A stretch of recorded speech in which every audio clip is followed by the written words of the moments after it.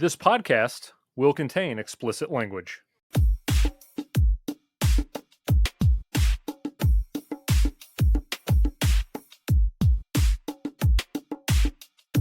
To steal the theme of the 78th Academy Awards ceremony, this episode's theme is a return to glamour, which is why I'm dressed so formally for those of you watching this on YouTube. Sorry, audio listeners, you'll just have to use your imagination.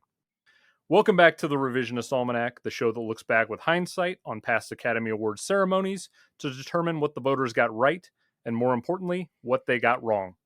Now, before we start things off, we hope you'll take the time to rate and review our channel on whatever podcast streaming platform you're listening to, as well as finding and following us on every app from Instagram to TikTok to Twitter X using the handle @RevAlmanac.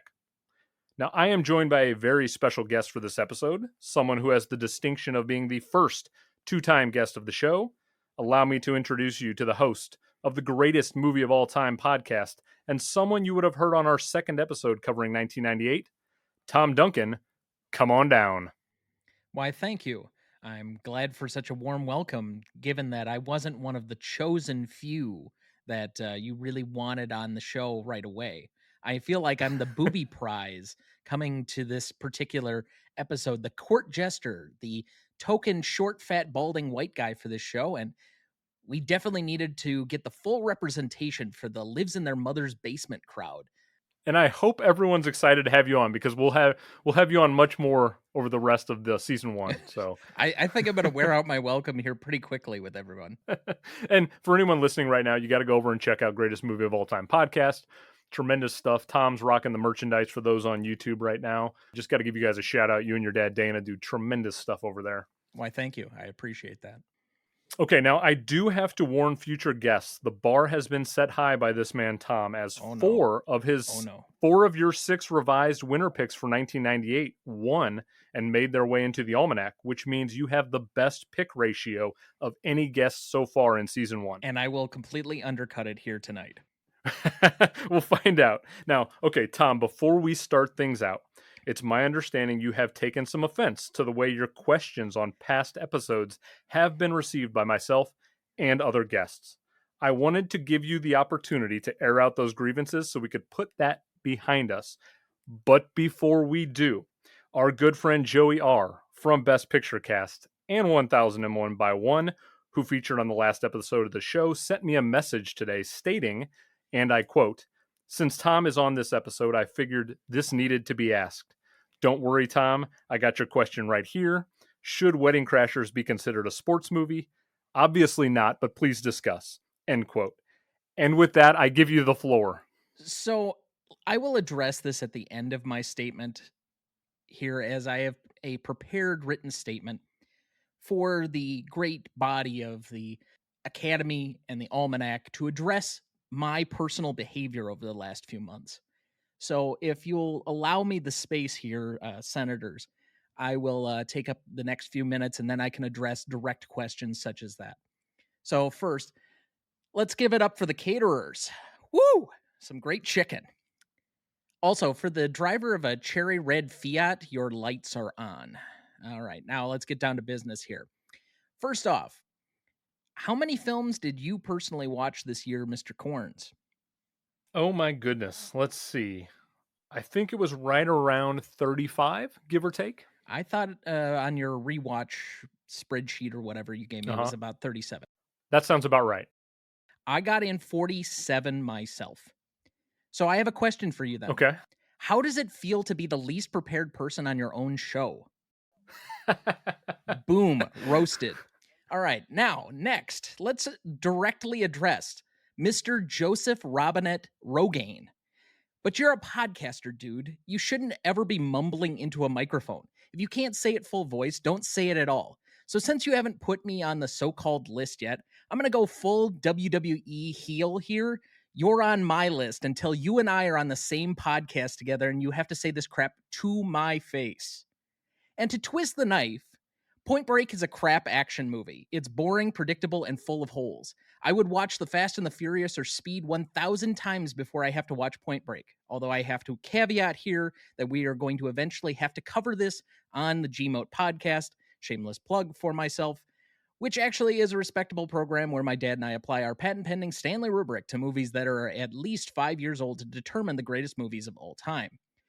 But you can already guess how that episode will go. I will go on whatever show you want, anytime, any place, but this aggression shall not stand, man. Call back to 1998. On the issue of my questions, geez, has the Almanac done me dirty? Since October, Andrew, you and I talk every day, all day. I talk to you more than I do my own co host. So when you ask me to help you by submitting some questions, I try to be a good friend and help out.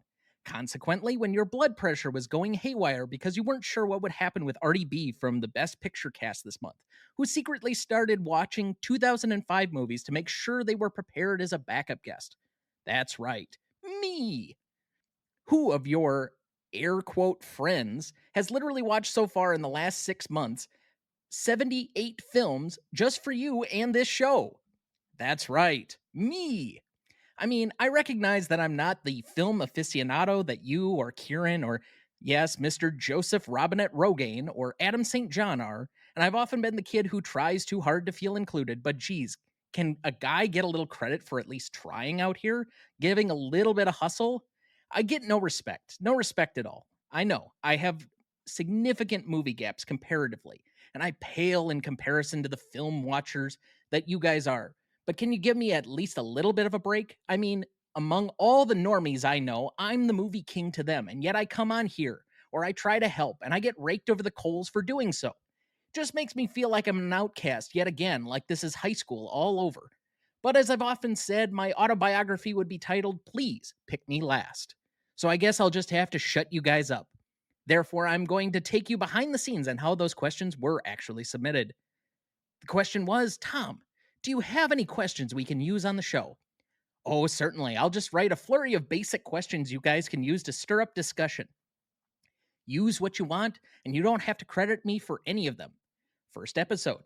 Andrew, it felt weird that you guys made me an unofficial member of the episode. Maybe tone back my roles so I don't want to be too much of a member of the show when I'm actually not on the episode. Sure thing, Tom. Then, come to 2011. I wrote a question about Hugo that now lives in infamy, trying to address a movie I still have yet to see, which was pointed out to me. And then I said, for some reason, that I thought it was semi-animated. The problem was, and you both corrected me on it, that this was not the case. And then you still used it on the fucking show. Seriously? Like, why did that need to be read, since it was clearly wrong and done in private? Likewise, for 2 straight episodes, you have butchered a specific question about a prominent movie you were likely to discuss. Thus, for 2005, I ask you, is The Longest Yard a sports movie? Of course it fucking is. However, Moneyball and Chariots of Fire are not sports movies, which was the whole point of the questions. They are movies about sports, and yes, there is a difference. Major League, The Natural, Rocky, Remember the Titans, Any Given Sunday, Hoosiers, Little Big League, all sports movies. Raging Bull, The Fighter, Moneyball, Chariots of Fire, I, Tonya, Bend It Like Beckham, The Color of Money, not sports movies. There is a delineation point. There are very clear rules that have to be obeyed to be sports movies instead of movies that involve sports. And none of the ones that I mentioned are actually sports movies. So, when you want to mischaracterize all of my questions, please do so by giving it a little bit of additional context, because I'm not having it anymore. Accordingly, and in conclusion, since I've been told to now do less, be more original, and to get new material, I've been criticized for my voting patterns, my question submissions, my influence on the show. You can all happily know that I, Thomas Jefferson Duncan, yes, that is my real middle name, and if you want the story on that, someone needs to submit an Ask Dana Anything question to @GMotePodcast on any of our social platforms. Do so solemnly swear to abstain from any more submitted questions, ballot casting, or undue influence on this program. The only time you will hear from me in regards to this program will be on my appearance tonight for the 2014 episode with Grant Z this summer, and my 2 appearances with my co-host Dana from Gmote for the 1942 and 1967 episodes later this year. With that, try the veal. I'll be here the rest of the episode. I yield back the full extent of my time to allow for questions. So now, what was the question again? I lost it somewhere in there. That was beautiful, Tom. Absolutely wonderful. I'm sure that that's not going to rile up anyone listening right now who, who has been a past guest on the show. The boom roasted was tremendous. I appreciated that one for I sure. figured you'd enjoy a Office callback, but okay. It's funny. I was literally just watching that episode yesterday, so that seamlessly tied in. I will say, to your never-ending questions about sports movies, which I personally love, even though it's fun to make you a little punching bag on it. I am excited. At some point over on the Greatest Movie of All Time podcast, you guys have to do a pantheon of sports movies, just like you did a pantheon of directors. I'm considering it is under advisement. My co-host and I currently have 2 holes in the schedule. One of these possibilities that we're considering is that movie, but given that it will be the 30th anniversary, or just was recently the 30th anniversary, I also considered putting a revisit of Pulp Fiction because Dana was not in the original episode, going back to season 1. Interesting. So Okay. that's one also potentially under consideration, and we haven't figured it out yet.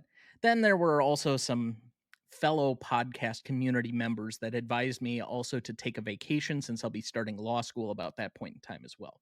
So that, Which you deserve. well, I mean, how can I compete with the hardest working man in podcasting? Oh my God, he has to guest on like 3 different shows. Oh man, okay. And and with that we'll leave it there. I'm glad you had a chance to air your grievances, and I wanted to make sure I gave you the floor for that opportunity. Circling back, Wedding Crashers, not a sports movie. It is a movie involving a sports scene, but an introduction of a small, minute part, such as the hockey scene from Batman and Robin, or whatever scene he's talking about from Swingers that I can't remember because it's been probably about 15 years since I saw it. Not sports movies. And he knows that, which is why he's even bothering to ask the question. Now, I know that he also asked me for some additional questions that I will interject at certain points and address directly throughout the episode. Interesting. Okay, well, I am ready for anything you're going to throw my way.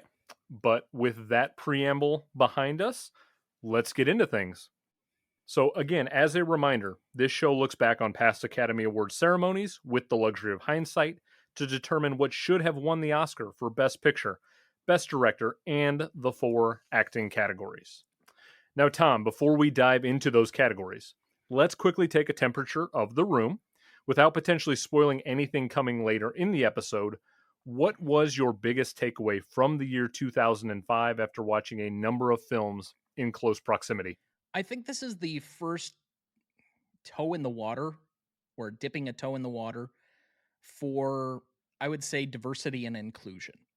There are a lot of movies this year that I felt were very pro LGBT, racism. Well, not pro racism, but, obviously, race relations, I guess, is the best term for it. Women's rights, they all make an appearance. So, from the women's front, I could list probably about 5 or 6 different movies: Match Point, The Constant Gardener, North Country, The Squid and the Whale, Junebug, Mrs. Henderson Presents, Memoirs of a Geisha, Hustle and Flow, Lady Vengeance, all count in that category for me.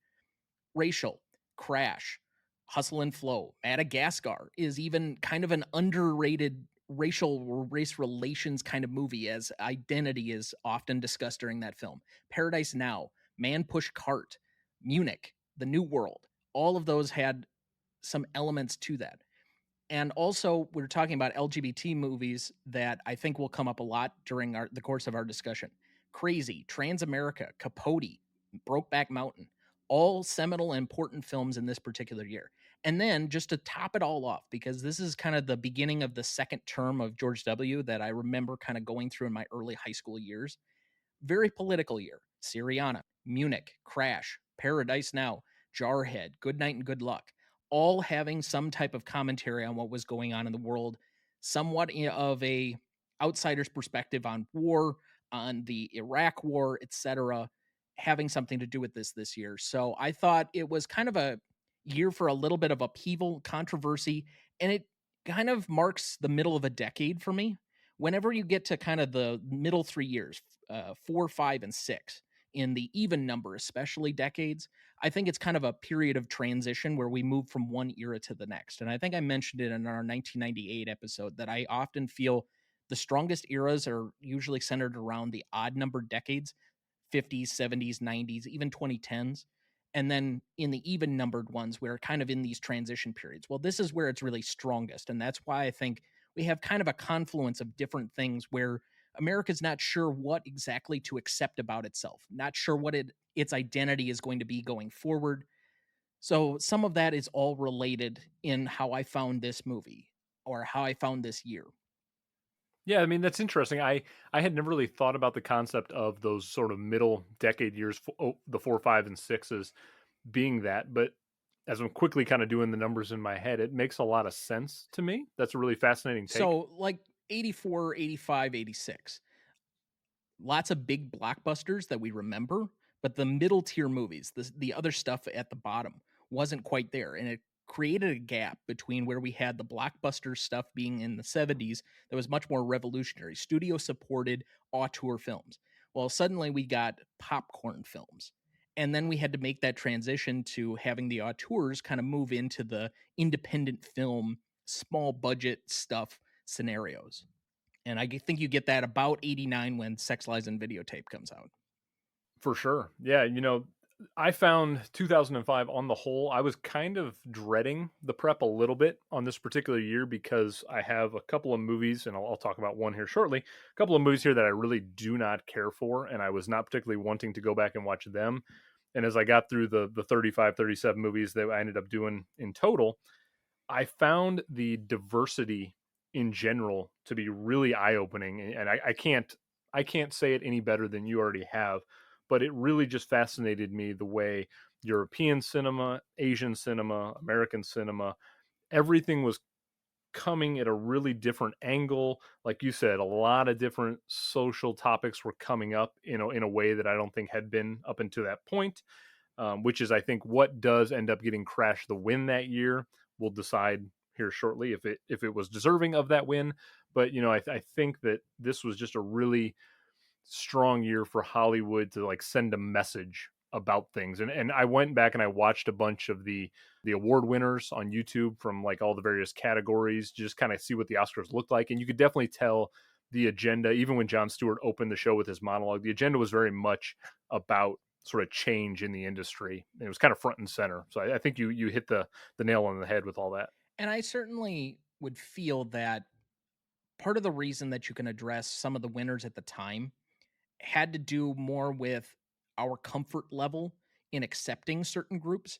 It was much easier for us to move past or to think we were in a new era of race relations than it was ever going to be in a time where we were actively passing constitutional amendments per states to ban gay marriage, and we were victimizing them wholeheartedly in a way that I don't think we'd seen quite explicitly through our politics. But it was harder for us to say this is the openly gay movie. And I think most people remember it as being Brokeback Mountain versus Crash.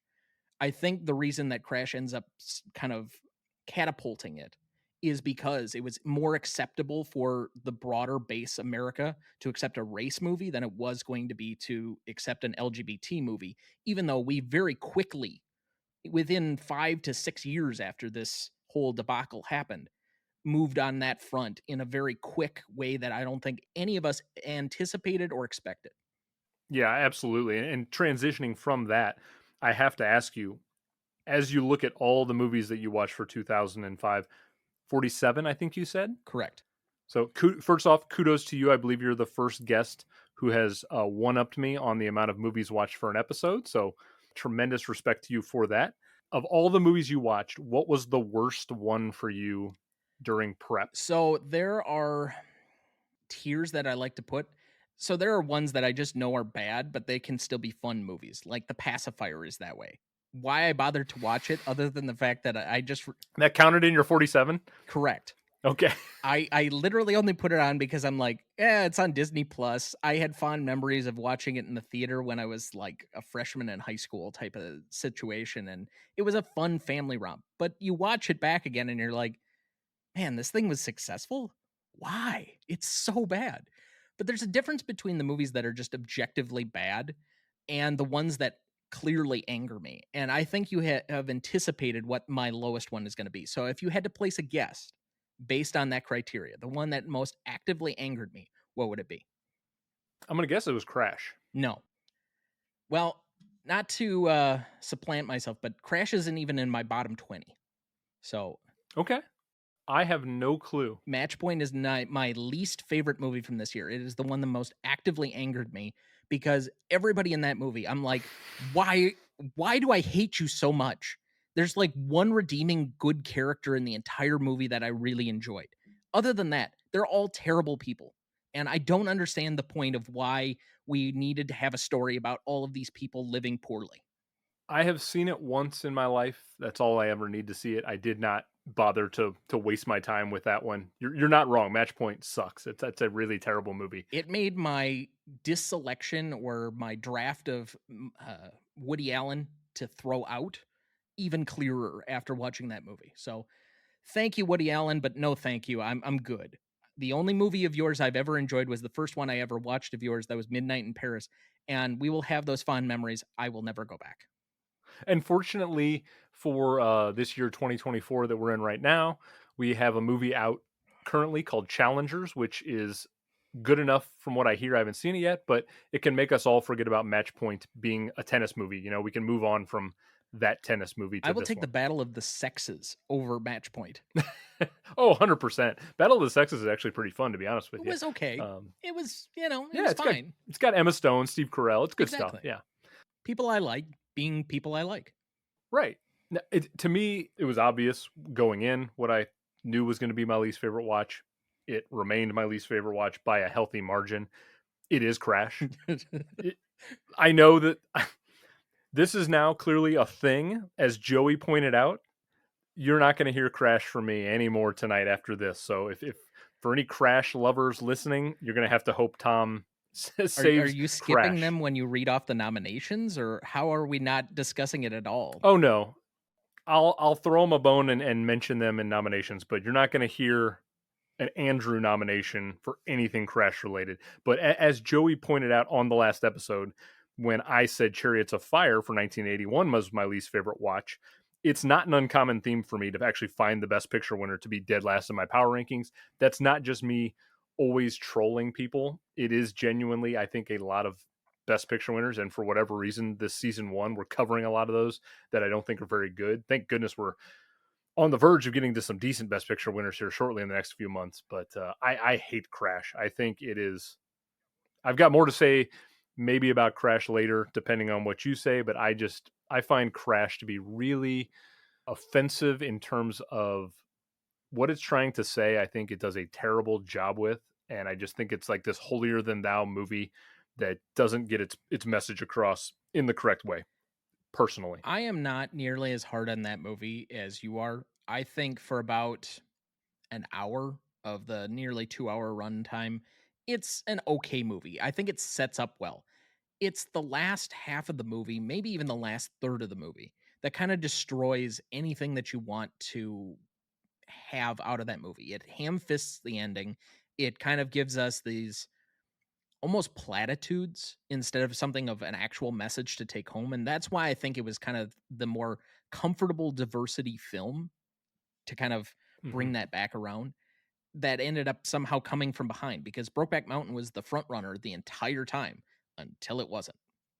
Yeah, and it's not even the best movie called Crash, which is saying something. And I'll address that Crash movie in about 4 or 5 months when we get to 1996. It's a David Cronenberg film. I have much more fond memories of that one. So we'll talk about a Crash movie I enjoy here in a few months. But before we get into the categories, it's worth remembering that if Tom and I agree with what actually won the Oscar for any 6 categories we're going to dive into, that selection skips the online voting process and gets automatic entry into the Almanac. And something new we're bringing to the show starting right now with this episode is a predictions battle. So Tom and I both have locked in what we think the other will pick to win each category. And when we get to the very end of this after Best Picture, we'll circle back. We'll see who had a better gauge of the other. Sound good, Tom? That's fine with me. Okay, with that out of the way, let's get into the categories. We are going to start with Best Supporting Actress. So the actual nominees for 2005 were Michelle Williams for Brokeback Mountain, Catherine Keener for Capote, Amy Adams for Junebug, Frances McDormand for North Country, and winning the Oscar was Rachel Weisz for The Constant Gardener. Now, Tom, you're an experienced guest of the show. I'm going to have you kick things off. So, what do you have nominated and what do you have winning? Okay, I think I'm going to surprise you a little bit with a few of these. Okay. So, number 5, I have Lubna Azabal from Paradise Now. 4, Taryn Manning, Hustle and Flow. 3, Amy Adams for Junebug. 2, Maria Bello for A History of Violence. And number 1, with a bullet point, Gong Li, Memoirs of a Geisha. Wow. I don't think I would have predicted a single one of those nominations from you. That is fascinating. Now, the one that stood out to me right away was Lubna Azabal for Paradise Now because she was a nominee for me in 2010 for a movie called Incendies with Denis Villeneuve. Love her as an actress. A lot of these picks catch me off guard. Amy Adams, I know we had talked offline about the general confusion around Junebug as a film, and then Gong Li as the winner. Again, really caught me off guard. So, why don't you talk about Gong Li to start things off? Why do you have her winning? So I think for me, in watching that movie, and I will say that I really enjoyed Memoirs of a Geisha a lot more than I thought I would necessarily. But her villainous turn, the absolute venom that she's just spewing throughout that movie, I thought was one of the more captivating things about that movie. Is that kind of rivalry that she has back and forth, push and pull through the entire thing. And I think it almost becomes somewhat of a dance between the primary character and her, to the point where when she kind of goes away for the last quarter of a film and you're not anticipating that there's another foil, I think it actually rewards the movie by having that kind of surprise twist again near the end. So I thought the only person that really truly blew me over was her. I thought Maria Bello for a long time was going to be my actual winner until I watched Memoirs very late in the process. But Maria Bello also very great. You kind of pointed out to me for Junebug, Amy Adams might be one of the few like great parts about it. I would say the acting performances are superior to the script writing and the film in general, but overall that's where I kind of went. I really like Paradise Now. I have since I watched it in college, and took a Israel Palestine conflict class during college, which I'm sure will be coming up a few times tonight. But that film has been very affecting, and it was affecting again, kind of seeing that back. And then Taryn Manning, I think she is. There are a couple of different supporting actress nominations that could have been had for that one, but I ultimately went with her because I thought she was the one that kind of transcended a little bit more than the others that were kind of messed into the background a little bit in that movie for me. Now, obviously, whenever we do prep for this and any of the guests I have, we always have, we've got like a power rankings we're doing through the Mhm. prep. We've got the top five.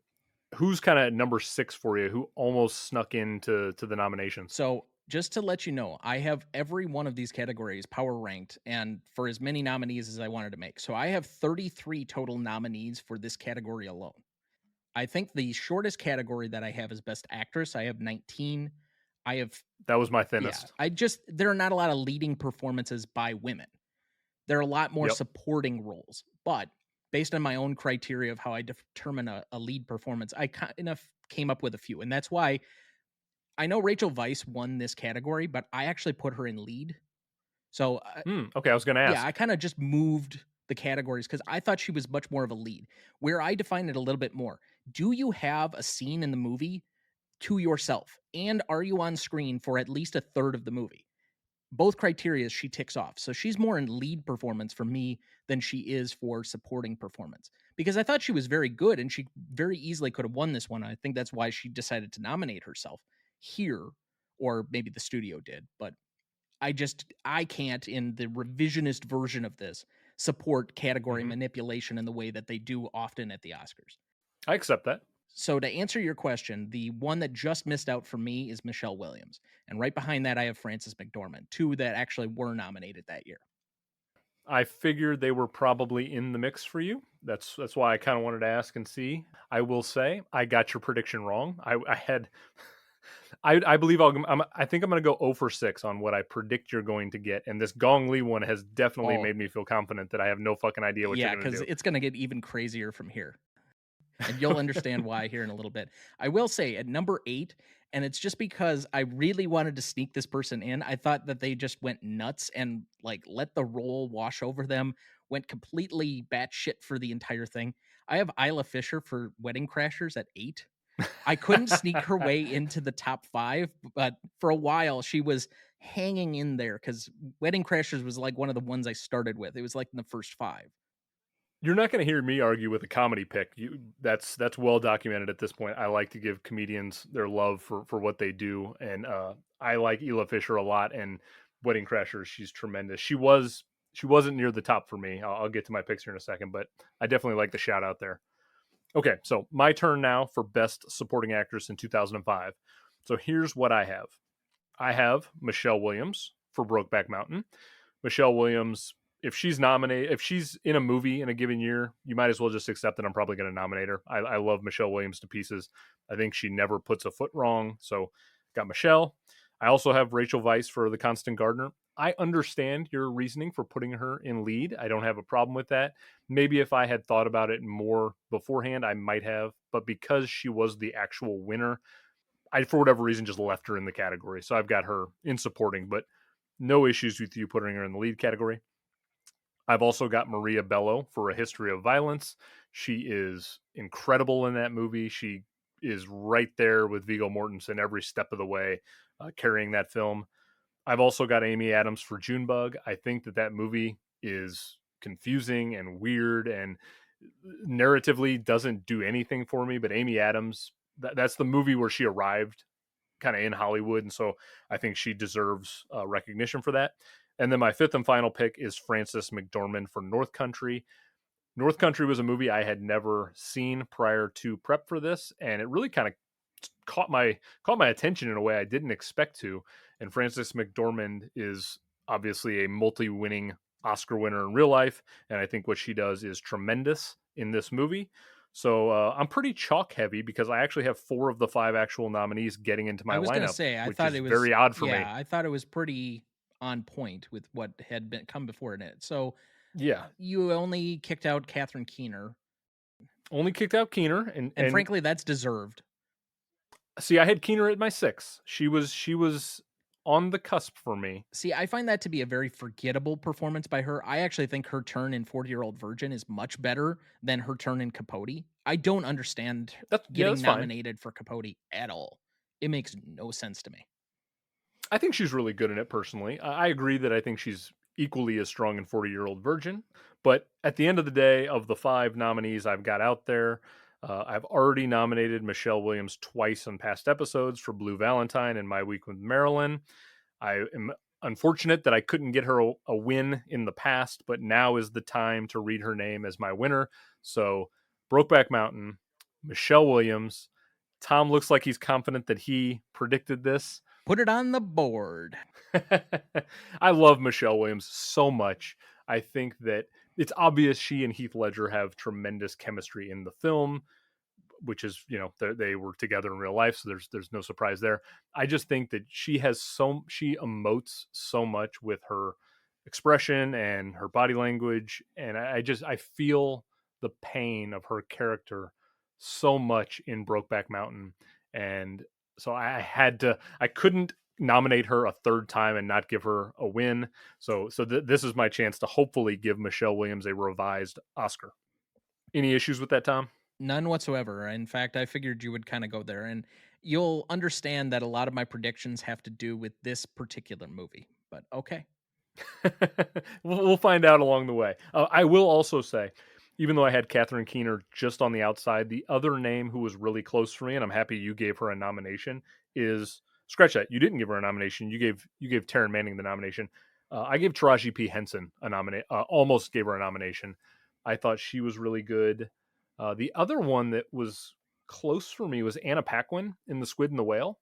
I thought Mm. for her relative age, I thought she did a good job in that film. I think that there's other parts of Squid and the Whale that are better, but I thought Anna Paquin did a better job than I've seen her in a lot of her film roles. You know what? I didn't even put her on my list. And that's Oh, kind of an really? oversight Okay. of my 33 that I have down here. In fact, I have Catherine Keener as my last nominee for Best Mm, Supporting Actress for Capote. I put her down for wow. one higher than that, and that's 40-Year-Old Virgin. But even so, you know, okay, fine. To say that Paquin, though, like relative for her age, she had an Oscar by this point. I know, but I mean, like, just because somebody young gets an Oscar doesn't mean inherently I think that they're a tremendous actor. There can be a lot of stuff done with the director and with the script that they're given. I think there's a lot more to just, oh, you won an Oscar at 12 or 14, therefore you are a great, like Well, how many there's comparisons no do we pedigree. have? Like the next closest Oh, one that probably we not have many. is like Timothy Hutton, I think. And I think he's been a decent actor. Maybe Tatum O'Neal Oh was yeah, you're pretty right. young, I think, when she won. Yeah, and she hasn't really I mean, done anything there's since, but precedent for it. okay. Yeah. Yeah. So I don't think just because you win an Oscar at a young age that inherently means you're a tremendous actor. Personally, so I think Anna Paquin's career has been kind of up and down and around, but I thought she was good in Squid and the Whale. I do want to say Gong Li she was in the conversation for me, so I don't think that's a wild or outlandish pick. It did catch me by surprise because I didn't think that you would have Memoirs of a Geisha really high on your list. So I'm excited to see that. I know this is going to only invite more punching bag moments, but I have made no secret of the fact that I love kind of romantic movies to begin with. I'm a sucker for all of that stuff, maybe because I am a hopeless romantic at heart and my story never seems like it's going to come, but that's out there. One day, sir. You kind of have to leave the house in order for that to happen. Okay, so a quick recap on Best Supporting Actress. You're going to have 3 nominations when we get to the social media poll. You can either go with the Academy's choice, which was Rachel Weisz for The Constant Gardener. You can go with Tom's pick, which is Gong Li for Memoirs of a Geisha. Or you can go with me and get Michelle Williams in Brokeback Mountain. I feel pretty confident when we go to social media. Michelle Williams is going to have a pretty strong chance, but we'll find out. I would almost guarantee that will be the winner.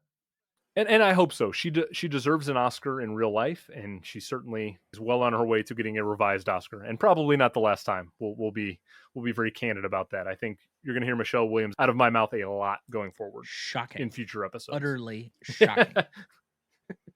Yeah, right. Every time, probably. So let's jump over to Best Supporting Actor now.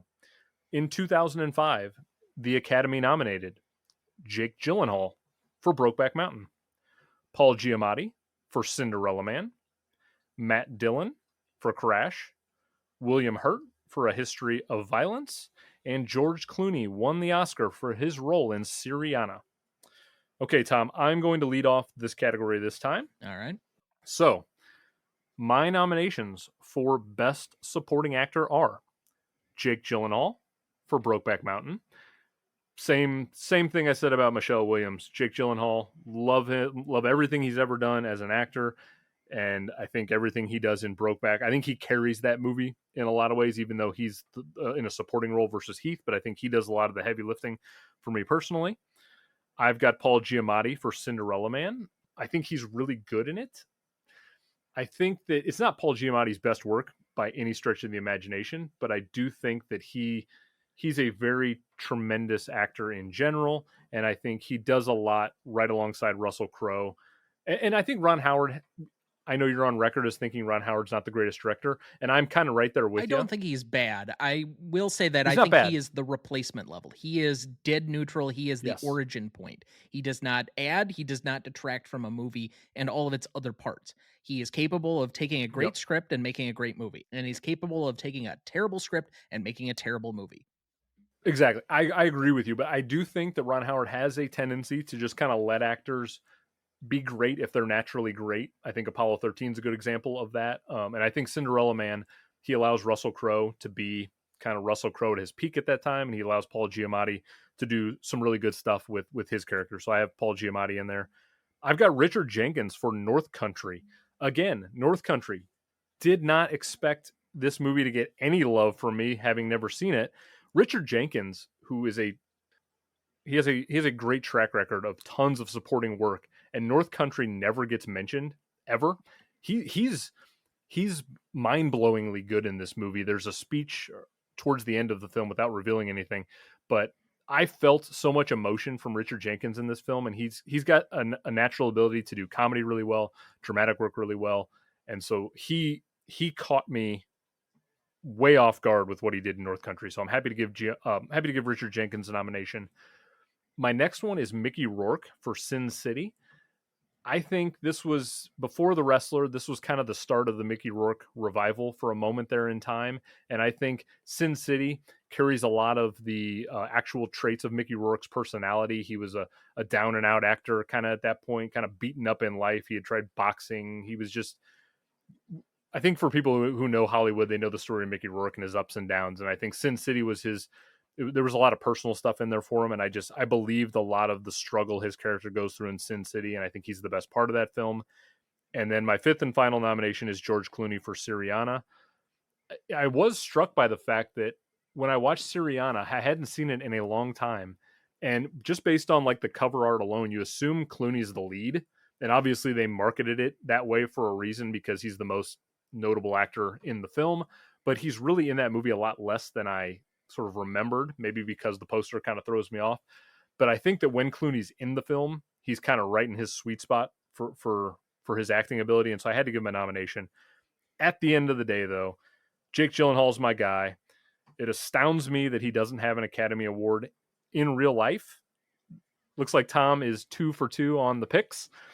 I'm going to hopefully correct not only Michelle Williams, who doesn't have an actual Oscar, but I'm hopefully going to get Jake Gyllenhaal a revised Oscar with this pick. I think like I said, he carries Brokeback Mountain.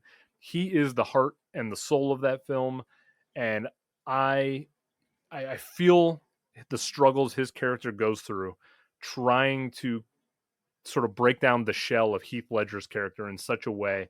And I don't know, there's so much weight to Jake Gyllenhaal's character in that film that it floors me every time I watch it. And he has so much range as an actor. He can play big, imposing characters like in Roadhouse, or he can play really sensitive characters as well. And so Jake Gyllenhaal's my guy there. Very deserved. I have really no complaints. He was high up on my list, and you'll find out how high up on my list very soon. Okay. And I won't talk about some of my my close calls until we kind of circle back. But first, I'll go over to you. Who are your nominations, and who are you giving your supporting actor win to?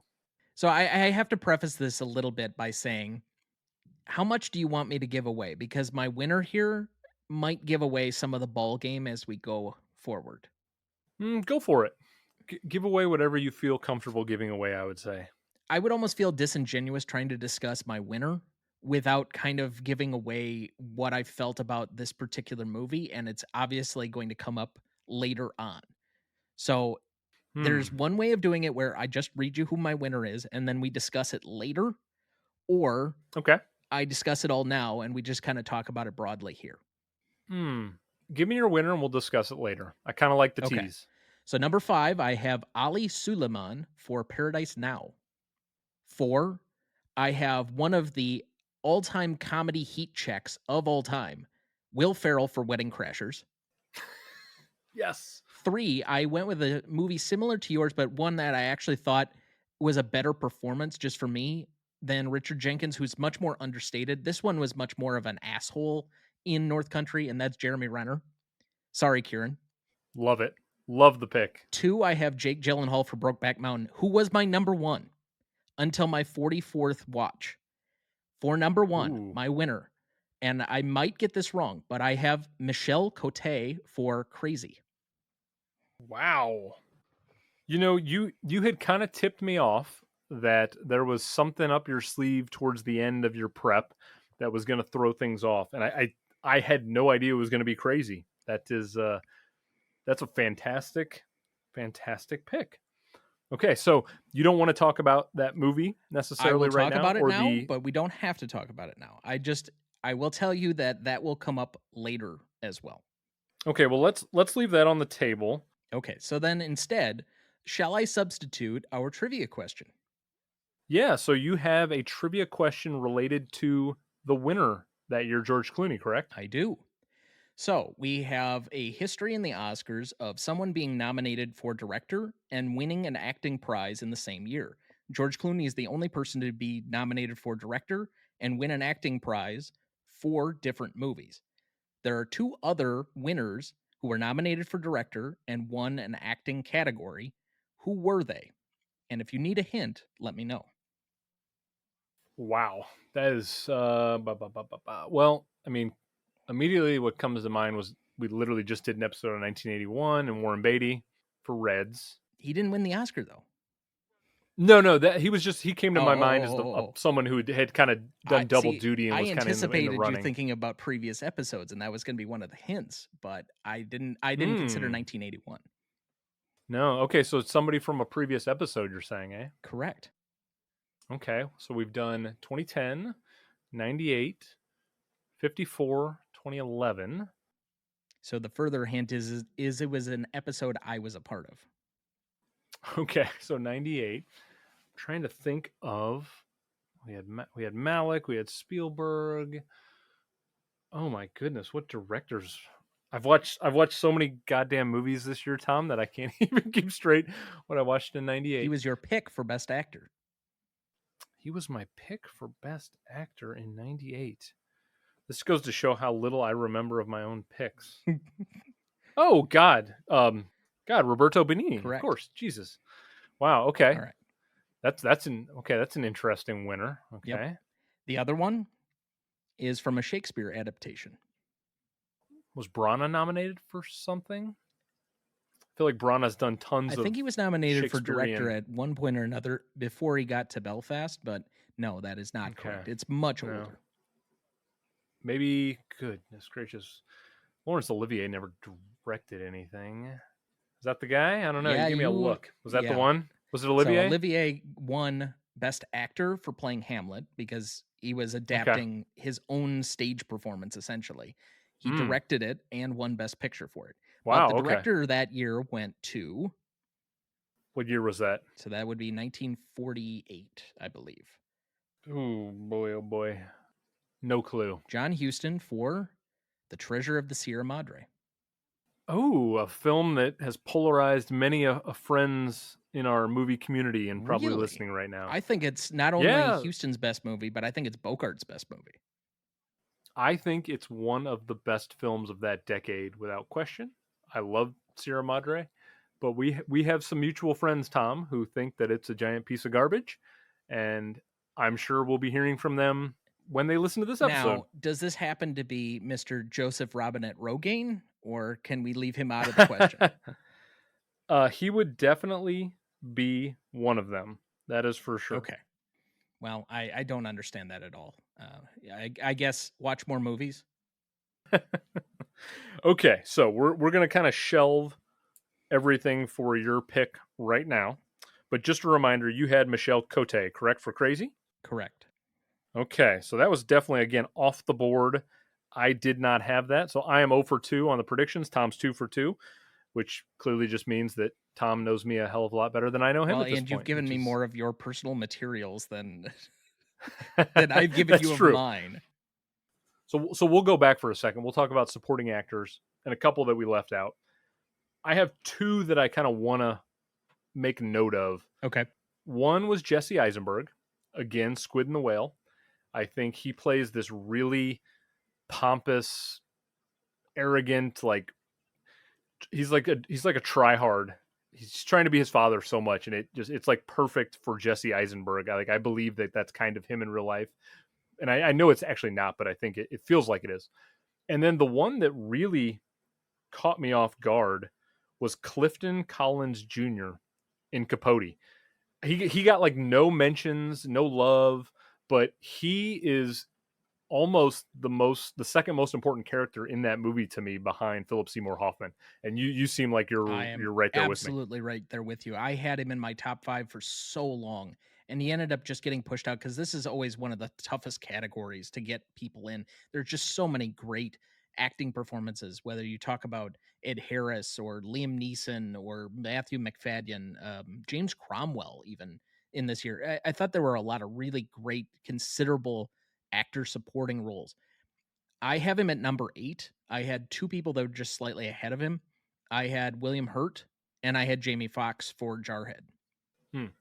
This was, I think, maybe the deepest single category of any of the 6 preps I've done. I mean, like you said, I could barely even fit it on one page. I mean, there was just like every movie had multiple supporting actor. Exactly. I think I had 50 total nominations for this one category. I mean, in my full power rankings, but yeah, I have Giamatti 9, and I had 10 as Peter Skarsgård for Jarhead. So Yeah, I mean, there's so many you could go through. I mean, there are a lot of just fantastic ones. I mean, even from the comedy perspective, I mean, there are just some really good villains that are just good actors being good actors and stuff. And that's why I had William Hurt at 6 is he's a great villain at the end of the film when he just kind of pops up in A History of Violence and he's so unhinged in a way that you just are not expecting. You're like, okay, who's going to be the brother? And then it's this famous actor and he's just on one. Like, I want to know if he snorted something before he went on camera. well, if you've seen enough of William Hurt's work from the 80s, he can play some wild stuff. Like there's this film called Altered States, which is just off the deep end with William Hurt. And he got plenty of mention on the last episode with Joey on Body Heat. Well deserved, of course. Yeah, he's great. He wasn't in A History of Violence enough. He makes a hell of an impression every second he's on camera, but he's just not in it enough for me to put in. But he was very much in the running. I mean, he was very near the top there. Daniel Craig also want to give a shout out for Munich. I thought he was pretty prominent in that film. No, I completely agree with that one. I guess the highest finishing. I'll save that one because we might discuss it. No, you know what? I'll do it now. The highest finishing Go for it. single Crash nomination for the entire year was Michael Pena at 16 for me. Man, I'm kind of looking over my list. Crash is near the bottom on just about everything. I like Pena in it though. Yeah. If I had to pull somebody out of that movie, I think Pena probably makes sense there. I think he's probably the most honest of any of the characters that I find in that movie. Maybe with the exception being the Iranian storekeeper, but that's about it.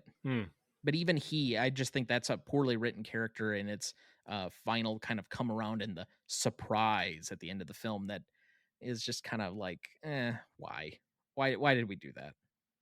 Yeah, I mean, if you're listening right now, I'm sure you're going to have other names that you're thinking of, that Tom and I didn't get to, but there were honestly too many to name in this category. It was a giant well that you could go down. Oh, absolutely. For a long ways. I had Ed Harris for A History of Violence at 11. We're talking your pick of why am I drawing a blank? Oh, Richard Jenkins was my number 28, just behind Anthony Anderson. But I had William Fichtner on here. I had Bob Hoskins on here. I had Richard E. Grant on here. Frank Langella, Donald Sutherland, Thomas Kretschmann. Mm-hmm. I mean, I even had Kevin James ranked at 41 of 50, but 41. I do also want to mention you had him in your nominations. I think that Jeremy Renner in North Country, he has one of the most punchable characters I can think of in recent memory. Like he does so good in that film at being this giant dick that you just want to see get his comeuppance in such a way. And I think he even will convert people who don't like Jeremy Renner. If you hate Jeremy Renner, this is the movie for you. Yes. You will love to hate Jeremy Renner. And I'm directing this at one particular person we know who I know has a deep hatred for Renner. Check out North Country because he's wonderfully villainous in that film. And this is the only part of the episode where I'm just truly remorseful that RDB could not join us because as far as I understand it, he loathes Jeremy Renner. So when I threw out that nomination, that would have landed like a 2,000-pound bomb. RDB, the great lost guest we'll never have. Pour one out for our homie on that one. Okay, so when we get to the social media polls, again, you're going to have 3 options for this category. You can go with the Academy, who had George Clooney for Syriana. You can go with my pick, which is Jake Gyllenhaal for Brokeback Mountain. Or you can go with Tom's pick, which is way off the board, but a tremendous and inspired pick nonetheless. It's Michel Cote for the film Crazy. Again, I'm feeling pretty good about Gyllenhaal. I think Clooney will have his supporters, but I think Gyllenhaal is going to have a strong shot in that category. I think for the people that probably haven't watched all of the movies, it just may be a popularity poll between Gyllenhaal and Clooney. I don't think It that will. Cote will get almost any votes. That's the way it goes. I don't think so either. Though I will say to people listening, if you don't have any idea what Crazy is, I think it is still currently up on HBO Max. It's readily available. It's super easy to get And to. if it's not, I think it might even be on the free services like Tubi or Pluto or something like that. Like Yeah. it's readily available. It's well worth watching. It's directed by Jean-Marc Vallée, who did Dallas Buyers Club, so he's got a pedigree. We might talk about him more later, but we'll just leave that where it is for now. Check out Crazy. Tom, anything else? So I do have a couple of questions that we can kind of start with. We already talked about the Dead Last films, so I'll move to my second question. Well, actually, let's save that one for the end. All right. This question is from one, I think it's pronounced Joseph Robinette Rogaine. Is Crash a sports movie? No, you fucker. Oh my goodness. This one also comes from a Joseph Robinette Rogaine. What is the best Milwaukee movie? So there are three categories of movies actually in Milwaukee, movies that were filmed in Milwaukee, and movies with scenes in Milwaukee. So for movies in Milwaukee, there just are not many. So unfortunately, I have to go with kind of an atrocious film, Mr. 3000. Rest in peace. Why am I drawing a blank now? It's not Cedric, it's the other one, Bernie Mac, right? Bernie Mac. Thank I you. always get them confused. I don't get them confused, but whatever. Anyway, movies filmed in Milwaukee, there is one that takes the cake, and that would be Major League. And all the baseball shots were originally filmed at Old County Stadium. And you can get a few stories from my co host Dana on the Gmote podcast on our Major League episode from season 3. And then, movies with scenes in Milwaukee. Because it is my favorite Christmas movie, and I don't give a shit how big a punching bag I will be for this, I will go with Love Actually. If you don't know this about me, I love rom-coms, and especially really, really cheesy ones like that. I have to watch Love Actually relatively soon for some future episode prep. Haven't gone back to that one in quite a while. I'm not a big fan of that one from past watches like you are, but maybe it'll sway me next time. We'll find out. Okay. Any more questions from the peanut gallery for the moment, Tom? For the moment, no. I think we can kind of get around to some of the other ones that I have later on. Okay, let's jump over to Best Actress now. So the nominees for Best Actress in 2005 were Dame Judi Dench for Mrs. Henderson Presents, Charlize Theron for North Country, Keira Knightley for Pride and Prejudice, Felicity Huffman for Trans America, and winning that year was Reese Witherspoon for Walk the Line. Now we're going back over to Tom to start this round out. So Tom, nominations and winner. Number 5, I have Keira Knightley for Pride and Prejudice. 4, I have Lee Young-ai as Lady Vengeance. 3, I have Rachel Weisz for The Constant Gardener. 2, Zhang Ziyi as Memoirs of a Geisha. Number 1, I have Charlize Theron for North Country. Okay. Just kind of looking over this list for a minute. So you moved Rachel Weisz to lead, Correct. have her at third. What in general do you feel about her particular performance? Obviously, she won an Oscar in supporting. You have her ranked pretty prominently in this. Do you want to say anything about Weisz's general performance? So this was a movie I watched earlier in the process, so it's probably about 2 months ago at this point, because I try and space these out as much as I can. But the one thing that really struck me with her performance is not only her earnestness, but her conviction and passion during the course of the film. She is like a dog with a bone throughout the entire course of the film, to the point where it makes sense when she goes missing off screen. And then you still feel her throughout the rest of the movie, because she goes missing about halfway through. And even though they're kind of leading you into that by the beginning of the movie and how the movie starts, they kind of show you how, all the ways to get up to that. But she has to have such an impactful performance in her first half of the movie that the second half, you really have to miss her when she's not there. And not only miss her, but miss her through another character.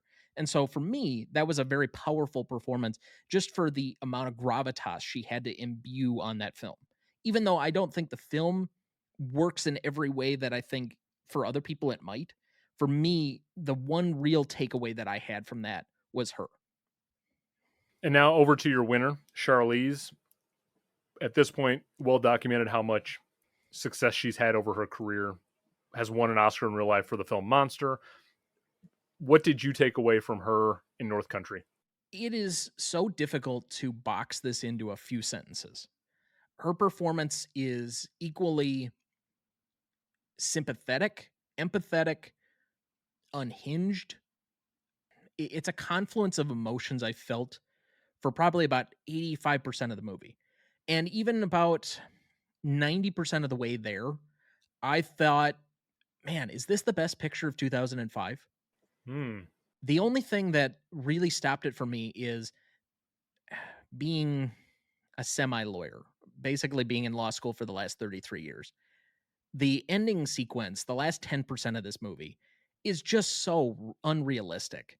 It is up your ass court legal drama bullshit that they kind of just like shoehorned the movie in and gave it almost an undercut in my mind as to everything else the rest of the film was saying. But her relationship to her son and the battle that she has, basically trying to argue against everybody in town, being the only person to push back against a system. I just thought she was an overwhelming performance in this particular role. And I really had nobody else that I thought of that could even come close to what she was by the time I finished this movie. Well, I am happy to report, Tom, that I did indeed predict you would have Charlize as the winner here. All right. So you got one. So got one out of three so far. So let's kick it over to my nominations. And then after I do my nominations, I want to circle back to you for a moment on Reese Witherspoon, the actual winner that year. Okay. Get your thoughts on her since you didn't have her nominated. So we'll circle back there for a second. So my nominations for 2005 Best Actress. And I feel the need, I'm going to have to issue a quick warning to friend of the show. You may want to cover your ears for this category, Karen B. Oh, God. Here we go. Earmuffs. Earmuffs. My first nomination is going to go to Juliette Binoche for Kosh. Is that how it's pronounced? Kosh, yes. Okay. I studied that very, very hard over the last couple of days because my French is not as strong as it used to be. If you're new to Juliette Binoche and her work, check out everything she's ever done. She is an iconic actress, and just because she's done a lot of stuff that's foreign language, that shouldn't be a barrier for people to miss out on a lot of her work. What she does in the film Kosh is really impressive to me. That movie is on a different wavelength than a lot of films in terms of the pacing and what Hanukkah's doing with it. And I think that she is front and center there for me in a lot of ways. My next nomination is going to go to Lee Young-A for Lady Vengeance. Tom, I'm glad you gave her a nomination as well. She kicks ass in Lady Vengeance. Whether or not you love Lady Vengeance or Park Chan-wook's filmography in general is something we could always address later. But I think Lady Vengeance, she's the star. Everything in that movie is happening through her, and she's got to get a nomination for me. Next up is Charlize Theron for North Country. Much like Michelle Williams, I love Charlize in everything she does. She can play the strong, tough woman in like a Mad Max Fury Road. She can play, a diabolical serial killer and monster. She can do something like this. She's just got versatility and range, and she's really one of the great actors of our generation. She's in the conversation for me. And I think her only weakness is that she's treated like she's Kate Blanchett light because they're almost contemporaries. Very good comparison. But I think in a lot of ways they're equal. are on par with each other. I think that they have a lot of similarities. I And actually think Blanchett has less range than Theron, but is a better hmm, actress in the roles that she really digs into, just personally. yeah, I could see that. I mean, because I can see like when Charlize does like an Atomic Blonde or Yeah. something, where like she can play like an action hero, and it's totally believable. But I don't know if Kate Blanchett can pull that off. So that's Well, a I good mean, point she there. was the villain in Ragnarok, but that's about her most Hmm. audacious role to date that I can really think of. True. Yeah. Next nomination for me is Keira Knightley for Pride and Prejudice. This is just a pure shout out to my wife, who Pride and Prejudice is her favorite book of all time, and I have been forced many times to watch Pride and Prejudice in all of its forms and lengthy TV series and God knows what. So apparently, she and my sister are very much kindred spirits. They must be. I have been tortured with Pride and Prejudice for the last 20 years of my life. However, I do find this 2005 film to be really stunningly strong as an adaptation. That I think Keira Knightley does a wonderful job in the film. And then my fifth and final nomination is going to Reese Witherspoon for Walk the Line. I think that she's fantastic as June Carter. I believe her. I have a lot of problems with modern day biopics, especially where they're not singing the songs. But one of the things I appreciate about 2005's Walk the Line is Joaquin's doing his own singing, Reese is doing her own singing. They're giving it their all. I like what she does as June Carter. Coming into prep, I was certain that I was going to be right in line with the Academy and give Reese Witherspoon the win until I got to North Country. Tom, you and I are 100% even. Charlize in North Country is wow. I mean, Hmm. she she is just ferocious in that movie, and it's that movie is so far ahead of its time. Uh, I'm surprised that you said it. I'm glad you said it. It was kind of in the conversation for me for Best Picture, and it might come up when we get to that. But that movie just caught me. It blew me away. Absolutely blew Like I me said, away. for 90% of the film, it's like a 2x4 to the forehead. Yeah, so I have no problem giving Charlize Theron the win over Reese Witherspoon, who I thought I was going to go with. So, Tom, you and I are actually going to be aligned for that one So for sure. this is my most audacious of my predictions for you for this particular category. I Okay. thought for sure if you were going to sneak in one that was going to be like a foreign nominee, it was going to be Lee Young Ai for Lady Vengeance, just to be an audacious pick. But that was my only like, okay, this is a little bit far out for Andrew. I think he's going to go pretty close to the ground on this particular episode. It's going to be me with the crazy picks this time. Mm. So that's my lone one. And unfortunately, I fought against myself. My initial instinct was to say Charlize for you, but I figured, boy, if we pick the same person, what does that say about me? So all right. Well, we know what it says about you now, apparently, because we both did. I do really quickly want to address my tendency to nominate international acting performances on every episode, which is becoming a theme. You have the floor. Okay, so it is true that the previous 5 episodes, I have nominated some actors and actresses that are not American and who I think are very worthy of recognition. Let's start with the facts, though, people. Okay, of the 5 previous episodes, I have given 100 acting nominations in 4 acting categories across those episodes, and only 12 of those indeed came from people from Europe, Asia, South America, etc. So that means 88% of the time I'm still picking people who are American. Okay. It's not like I have this agenda where half of my picks are international. And I would Now also hold like on, to hold on. say, Just to clarify here, are you counting as they have to be individually American or appear in American films? Because I think there are a lot of like British and European actors that appear in American films but are not themselves American or Canadians. performances that are spoken in foreign language Okay, is all right. So those that we would consider international films. correct. Okay, so Yes, those spoken in English language are the non-12. correct. Okay, thank you for the clarification. Almost 90% of the time I'm picking somebody speaking English. Okay. So for anyone who doesn't think that's the case. I just wanted to make sure that you didn't get picked on for that somewhere in the clarification. We presented the evidence in a fair manner and allow you the Yes. opportunity. So please continue. Yes. And I do want to also say, I think the Academy has a really poor track record of giving consistent nominations to international actors. And I think that I have to go out of my way to prove how badly they've missed on iconic and memorable roles by terrific actors. Why can the Oscars give Best Picture to Parasite and give a Best Director to Bong Joon-ho, but completely ignore every actor that helped make that film great?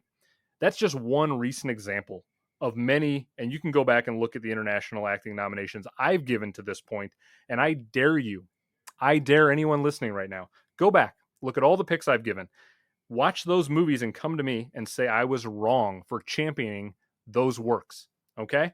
I'm daring anyone listening right now, check out Incendies, check out Seven Samurai, check out anything I've internationally Life is nominated. Beautiful. Those movies are a separation. It goes on and on and on.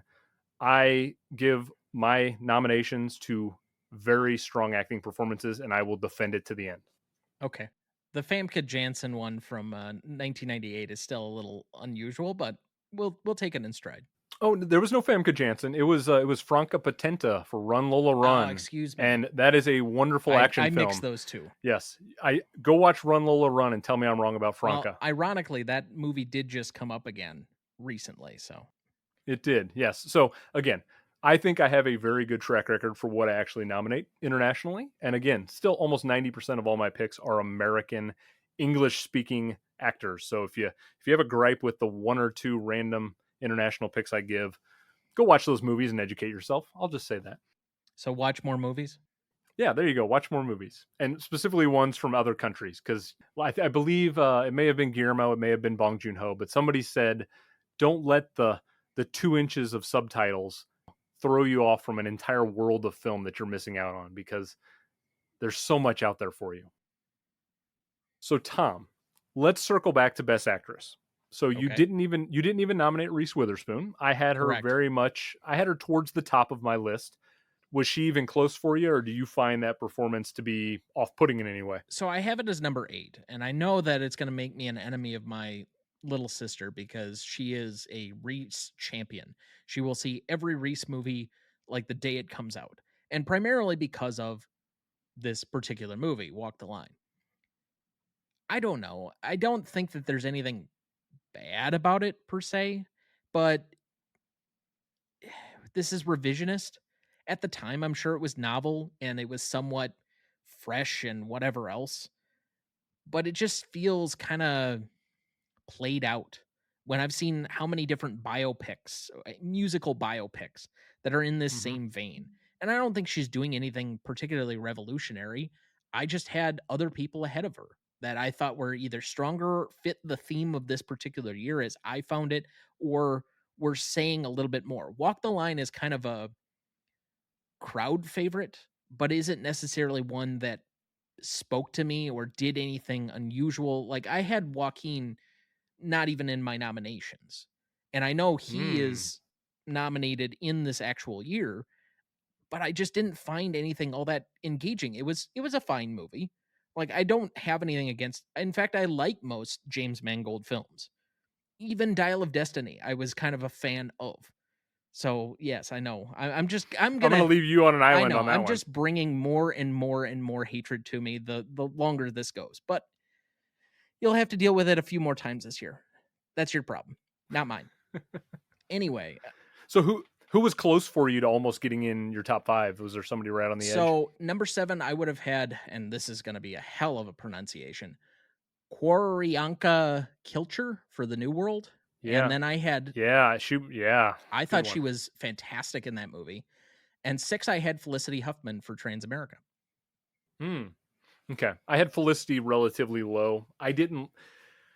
Transamerica was a weird experience for me. I'm an ally of the LGBTQ community. I appreciated what that movie was maybe trying to do in 2005, but I don't know, man. It was movie kind of threw me off a little bit. I know you had talked to me a little bit ahead of time and basically said, this is background watching from when, whatever you're doing during the rest of your day, just put it on in the background because it's not going to matter that much.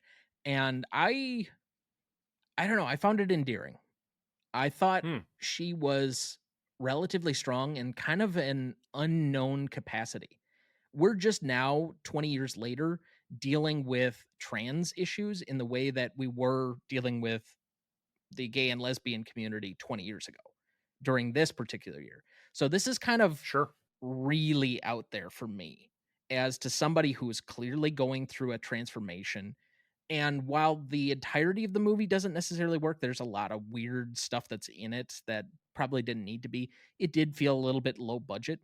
I thought what she's doing in that movie, the way that she's persistent about her change operation or her transition, the way that she's presenting this role felt authentic to at least my experience. So I felt it was much more lived in than the rest of the movie, which whether or not you take mileage from that movie about her trying to connect with her son, I don't know. I can understand if you didn't connect with you, but I found it a lot more endearing than I guess you did. Yeah, I mean, for whatever reason, it just didn't. I think it felt kind of like TV movie ish And I in a can see way. that. But I felt if there was one thing to really give that movie, it wasn't necessarily in direction or screenwriting or anything else. The production value was kind of low, but it was that one performance that I just felt at least was in consideration for me. Yeah, that makes sense. The two for me that I'll quickly mention is one was Michelle Monaghan for Kiss Kiss Bang Bang.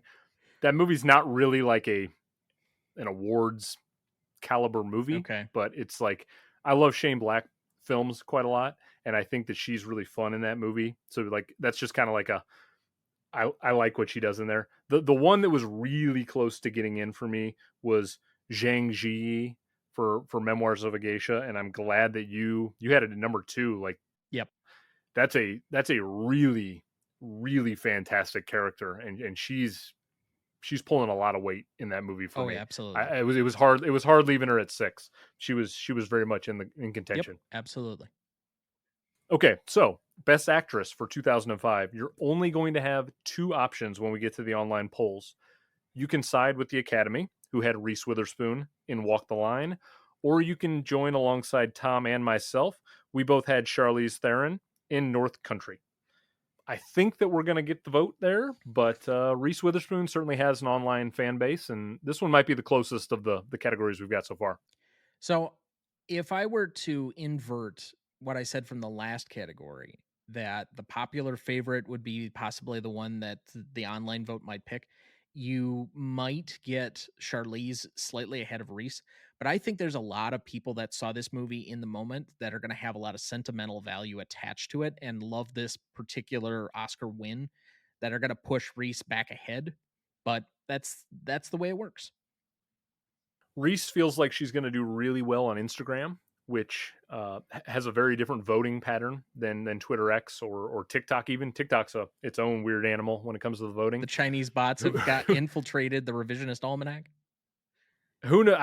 I never know what's going on with TikTok. They came out in full force for 1954 and didn't even give 2011 a blink. So never know what's going on with TikTok.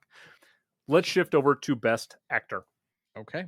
The Academy's nominees and winner for 2005 were Heath Ledger for Brokeback Mountain, David Strathairn for Good Night and Good Luck. Good job. Thank you. Terrence Howard for Hustle and Flow, Joaquin Phoenix for Walk the Line, and your Best Actor winner was Philip Seymour Hoffman for Capote. Now, before we get into this, I do think it's pretty cool to look back on this year and realize we got the two best live action Joker actors in the same category with Heath Ledger and Joaquin Phoenix, both of which won the Oscar for playing the Batman villain. Now, I'm obviously prodding people because Mark Hamill is not nominated in this category. I'm sorry. I said live action, Fine. but I know the Jack Nicholson Joker supporters are there too. I'm not even a Jack Nicholson Joker supporter, but that's better than the abomination that was Joker and how dastardly it dashes everything to do with the comics. That should not have been a comic supported movie. That should have been The Man Who Laughs. You're not You wrong. can read my review if you can find it from like 4 years ago, 5 years ago.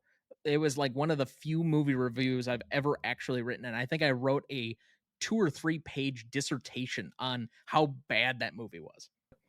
I'll leave my Joker takes at the door. Again, we have a lot of friends and colleagues who have very strong opinions, both pro and against Joker, but I will not incite a riot today. So, Good, because I have it on an upcoming Gmode episode where we will be happy to incite a riot. wonderful. I can't wait to listen and to push that one out to people to stoke the flames. Okay, I'm going to begin this category, Tom.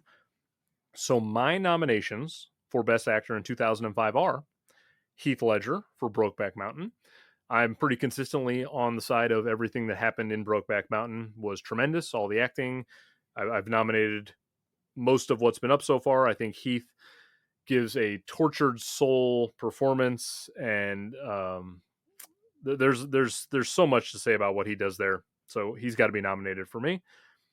My second nomination goes to Danielle Otoye for Cash or Kosh. I think that just like Juliette Binoche, that film's kind of a two-person thing. They're both front and center, and he's obviously got a lot of stuff he's dealing with throughout the course of that film, and the tracking down of the tape and everything there, and obviously all the stuff in his past. Not to spoil anything. My third nomination will go to Philip Seymour Hoffman for Capote. Philip Seymour Hoffman is one of my all-time favorite actors. Pick a film, pick a role he's done, and I love it. Capote is one of his best. The next nomination for me is going to go to Eric Bana for Munich.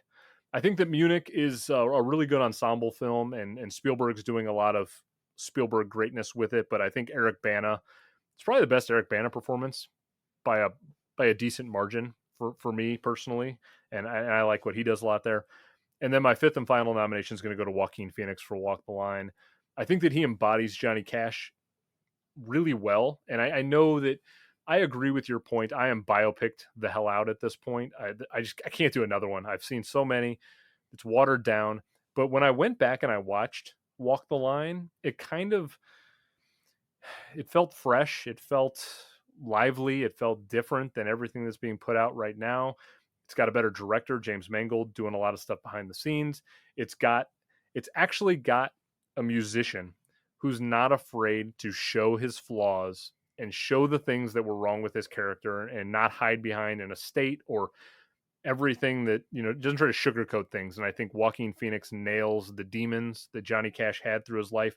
So he's got to be in there for me. At the end of the day, my winner goes to Philip Seymour Hoffman. Not a surprise to Tom, Not at all. who got that one right. I think it's legitimately one of the greatest biopic character performances of all time. I think it's in contention for the best work Philip Seymour Hoffman's ever done, which says a ton because I believe he's among the most versatile actors that's ever been on screen. He's one of my personal favorite actors. Capote is transformative. You are not watching Philip Seymour Hoffman in that film. You are watching Capote. It's shocking how much he transforms and changes. And oh, man, I was high on it before the rewatch. The rewatch just solidified for me what he does in there. It's top tier. It's one of the great wins for me all time. And I figured you were going to go in that route. So for me, and just to give my five then, I have Viggo Mortensen at 5 for A History of Violence, 4, Jake Gyllenhaal for Jarhead, 3, Marc Andre Grandin for Crazy, 2, Heath Ledger for Brokeback Mountain, and I also have Philip Seymour Hoffman for Capote as my number 1. All right, so that's a clean sweep, and that means that Philip Seymour Hoffman, you skip the online voting. Now, do I get credit for having this like before the online voting even starts? You do get this does count as a Tom win. Okay, this might be the only time that I win this episode. and for the record, I also had you picking Philip Seymour Hoffman. I don't know a soul. I've never talked to somebody who has watched Capote and not been floored by what he does in that movie. I don't think there's a whole lot of argument about him being a deserving winner. I think what he's doing in the film goes a lot more beyond what I normally have as criticism for biopics, where you're doing an imitation half the time. It was my biggest issue that I had with Gary Oldman winning his Oscar is I didn't think his Churchill was very good. And I don't quite understand it. He was kind of like spitting, sputtering all over the place, doing some odd choices with that character, and I didn't think it imbued the character at all for what my taste was. But in this capacity, I think he's going beyond just the very basic imitation. There's so many layers to the performance because he's clearly fighting his own identity. He's fighting his own intrigue and passion. He's fighting against himself, whether he wants to be included, how closely he wants to take this story with being famous, but not wanting to necessarily be famous. There's just so many odd things that you can bring into this performance. And while my criticisms, I think, are shared by a lot of people for biopics and these imitation performances, this is one of the rare examples that I can point to when something works, when it's beyond this, that I think this is, I agree with you. It's a fantastic win overall, and I would put it up there probably in the top 20 to 25 of the best actor wins of all time.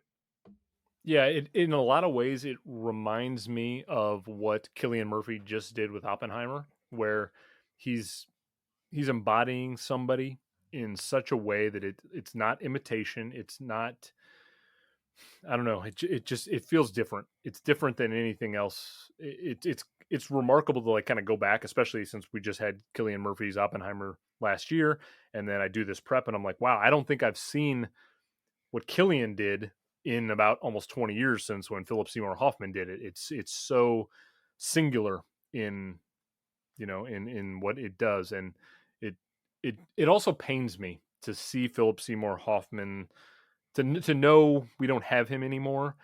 He was he was dynamic. He was revolutionary. He could make the smallest role the most memorable role. He could play the lead role.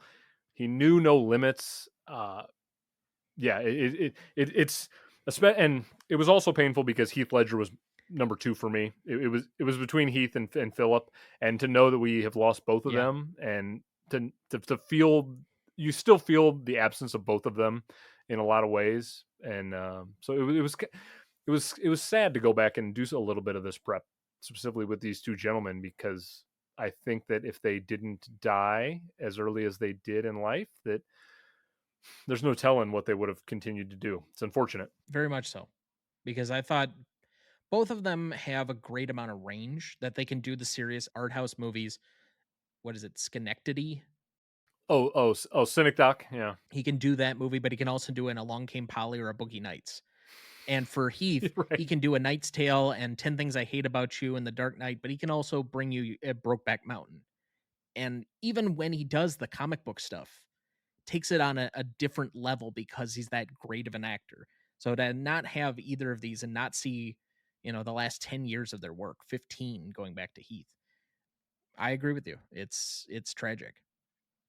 Yeah, it's really rough. And I will, to brighten the mood up a little bit, I'll mention a couple of names who were close for me that just didn't quite get in. David Strathairn in Good Night and Good Luck. Unfortunately, I haven't given that movie any love to this point, but I think that he's wonderful in that He film. is. He's kind of like Richard Jenkins in a lot of way, where he's this actor who's done a tremendous amount over his career, and he's always kind of in that supporting role. You can count on him to give you consistent performances every single time, and this was his moment to, be front and center, and he took the bull by the horns and carried that film. So got to give shout out to him. I absolutely love David Strathairn. I think he's one of the best parts of The Bourne Ultimatum, which will be coming up for a nominee from the action series that you're doing from me. But I watched Alphas specifically because David Strathairn was like the lead role in that movie, and I have very fond memories of watching this movie in the theater in La Crosse. I don't know, it was like some holiday weekend or something with my dad in 2005. This is one of the very few visceral moments, and that's why when I started my 2005 watches, this was number 1. Hmm, interesting. The other name I'll really quickly mention is Ahmad Ratzvi for Man Push Cart. Okay. That movie, I really like that movie. It's understated. It's super indie. It's it's not something that a lot of people are going to find their way to, but I really I like what it does, and it's tells an interesting story about an interesting person. I was fascinated by Man Push Cart. This is a movie you will barely find anywhere. It It was hard to You find. definitely need to know somebody in some dark places of the cinema connection world. I'll be honest, I thought that this was one of the harder categories for me.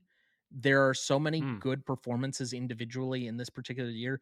I felt terrible giving Strathairn my number 9, but I mm. thought there were singularly great performances. I had Terrence Howard at 6, I had Eric Bana at 7, and I had Orlando Bloom for Kingdom of Heaven at 8.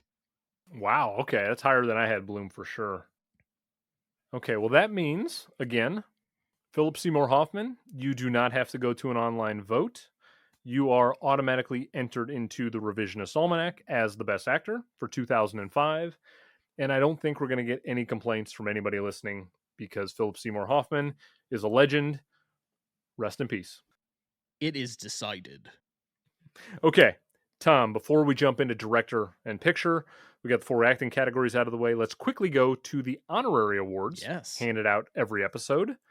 These are the Grace Kelly and the John C. Riley Awards, which, for those who are new listeners to the show, are given to the actress and the actor with the best overall body of work for a given year, even if they didn't necessarily have the single best performance. Before I give away the awards, Tom, would you like to either take a guess or try to sway me on who I'm going to pick for either? So I have 4 nominees chosen to potentially offer as possibilities in Okay. each of these categories. So shall I start with Grace Kelly or John C. Riley first? Let's start with old Grace Kelly Award. Okay. Number 4, I have Emily Mortimer, who may or may not count. She's in Match Point. I think she's the only likable character in Match Point, which part of the reason that she's on here. And she also does the at least American voiceover for Howl's Moving Castle, where Hmm. Okay. that is now out of I think the 4 Miyazaki movies that I've seen, the first one that I like really actively connected with and liked. And Hmm. I thought she was very moving in that one. 3, I have somebody that you've nominated already, but I have Michelle Monaghan for Kiss Kiss Bang Bang and North Country. Okay. 2, I have Rachel McAdams for Wedding Crashers and Red Eye. Okay. And 1, I have Catherine Keener for 40-Year-Old Virgin and Capote. Ding, ding, ding, good sir. Catherine Keener is indeed the Grace Kelly Award winner for 2005. The difference in those two roles, 40-Year-Old Virgin and Capote, like you couldn't get further on the spectrum Oh than God, those two yeah. things. And she's awesome. I really like Catherine Keener in her work in general, and she's the perfect candidate for this kind of award. She's rarely ever in a position where she's giving an Oscar worthy performance for a lot of people, but she consistently does really good work. I don't know. I mean, I still don't know how she wasn't nominated. I'm pretty sure she wasn't nominated for this is embarrassing for me. Jordan Peele. Oh, Get Out. How she wasn't nominated for Get Out. Yeah, she was great in that And we've movie. been talking about a lot of these known character actors throughout the night. Richard Jenkins and William Hurt and people who've just been popping up for a long time. I know William Hurt obviously has lead actor Oscars and such like that, but there are certain character actor people that are just great professionals. Richard Jenkins is in that list for me, along with like Jonathan Price. He's another one on that name. Mm-hmm. Frank Langella. Guys that just show up, they do a Yeah. great job. You're happy to see them anytime they're in there. And Catherine Keener has always been that like that for me, at least since I saw this movie when I was 14, 15 years old. So it's a deserved nomination. All right, let's move to John C. Riley then. Let's see if you have as much luck on old John C. Riley. So I think the one I have is number 1, and I only put him back at my number 1 because I thought he'd be ineligible. I think he is Okay. ineligible because he was one of your winners. But 4, I have Cillian Murphy for Batman Begins and Red Eye. Okay. 3, I have George Clooney for Good Night and Good Luck and Syriana. Okay. 2, I have Liam Neeson for The Dark Knight, Narnia, and Kingdom of Heaven. Okay. And number 1, I have Jake Gyllenhaal for Jarhead and Brokeback Mountain. because he's one of your winners. I think he is ineligible for this category. So if I was going to suggest someone, I would go with Liam Neeson, since he will almost certainly not be taking home any Oscars at all. You you might sway me on Liam Neeson there. You actually didn't have the person who I had written Oh, down. interesting. Okay. Yeah, so I've got somebody else. I think I'm gonna stick with my pick. Liam Neeson, you almost got me there because that's a really good poll. I don't know if Liam Neeson's ever coming close to an Oscar with the shit that he's cranking out these days. He is an action hero aficionado at this point in time, but Kingdom of Heaven, he gives a very memorable performance early on. Narnia, he's doing great voiceover work where he's a commanding performance. You know the voice, but it's got kind of a gravitas that only his voice might be able to lend that, because let's be honest, Morgan Freeman can't voice Aslan. It's just not going to work. Mhm. And then he's a great Batman villain. He's like one of the few that feels like really grounded and exceptional that isn't Heath Ledger. So It's hard to argue with that. Okay, well, let's see if you have any dispute with who I have as my John C. Riley winner. He nearly won an Oscar in 2023 for his work in a film. And when I went back and did 2005 prep, I couldn't believe that he popped up in two movies I didn't remember him in at all. And he's long been known as an actor that's an actor's actor. And I think that the most recent Oscars was his best chance to win an Oscar for a role. I hope I'm okay, wrong, so but what he's is the second movie from Paul Giamatti? it's not Paul Giamatti either. Oh wow, okay. So it's actually Jeffrey Wright All right. Okay, I did have him on my list and I thought about adding him late. But yes, Broken Flowers and in Syriana. Syriana, that's right. Yeah. And he's relatively small in both films, but like when he pops in, Jeffrey Wright's got really good screen presence for me. He's fucking hilarious in Broken Flowers. He's so funny in Broken Flowers. He's the best part of that movie to me. I don't love that. That's probably my least. I mean, I love Bill Murray in that movie, but Yeah. yeah, okay. I can I don't it's not my favorite Jarmusch film by a stretch. okay. Yeah, I don't know. I love Jeffrey Wright. Again, I think he's a Yeah. great actor. He's a really good Commissioner Gordon in the new Matt Reeves Batman universe. He was fantastic in American Fiction. That movie I've watched several times now. He gets better every time I watch it. But I don't know if Jeffrey Wright's going to win an Oscar at this point. I feel like American Fiction was his going for the gusto moment. I think if he's going to win, it's going to be in supporting actor, and he'll get one Yeah. role down the road that we're just going to be like, thank God he finally got this. But yeah, he's another one of these that's going to be a career character actor who's a professional that shows up and does his stuff. And I love every time he's in a movie. And I loved him when he was in, just even the most random stuff like playing Felix Leiter in the Bond series, or he was in Westworld, where I thought he was a tour de Yeah. force in that too. So Yeah, he never goes wrong when he does a role. So happy to give Jeffrey Wright the John C. Riley Award, and then Catherine Keener gets the Grace Kelly Award for honorary work. all right. And no objections whatsoever. Okay, good. I was hoping I didn't upset the apple cart with that one. I felt pretty confident with the two. In fact, I actually prefer your Jeffrey Wright to my Liam Neeson. Okay, good. The only thing that would have off-put it is Gyllenhaal if he hadn't won something. I think he is across all of the categories with both his work in Jarhead and Brokeback, as I agree with you, and we never really got around to it, but I think he carries that movie. And because I didn't necessarily discuss it, I had Gyllenhaal as my number one for most of the process. In fact, I thought that was dead set lock, turn or throw away the key. It was done. And Mm. only at the last second did somebody just come out of nowhere and snipe that winner for me. But gosh, he had a great year in 2005. Yeah, Jarhead was an interesting rewatch for me because I didn't like it the first time I saw it in 2005, and I don't think I'd gone back to it in the better part of 20 years. Right. And I had a really enjoyable time with it this time in a lot of ways because of the Roger Deakins cinematography. Mm-hmm. That movie looks really good. Oh, yeah. It pops on screen and tells an interesting story. And Jake Gyllenhaal's tremendous in it. He's good in everything. If I may, I will say that I know that Full Metal Jacket gets its due for being a Kubrick movie and whatever else. And I think that the first half of that movie is better than the totality of Jarhead. But if you're comparing the full movie of Full Metal Jacket to Jarhead, I actually think Jarhead is a better movie overall than Full Metal Jacket is as an overall movie if you incorporate both halves. I can see that because yes, I agree. The Full Metal Jacket is very much everyone remembers the first 50% of the film or 60% or whatever the hell the first part of it ends up being. But Right. that movie's very much segmented into two, and the second half is not on par with the first. Correct. Okay, Tom, let's go over to Best Director now.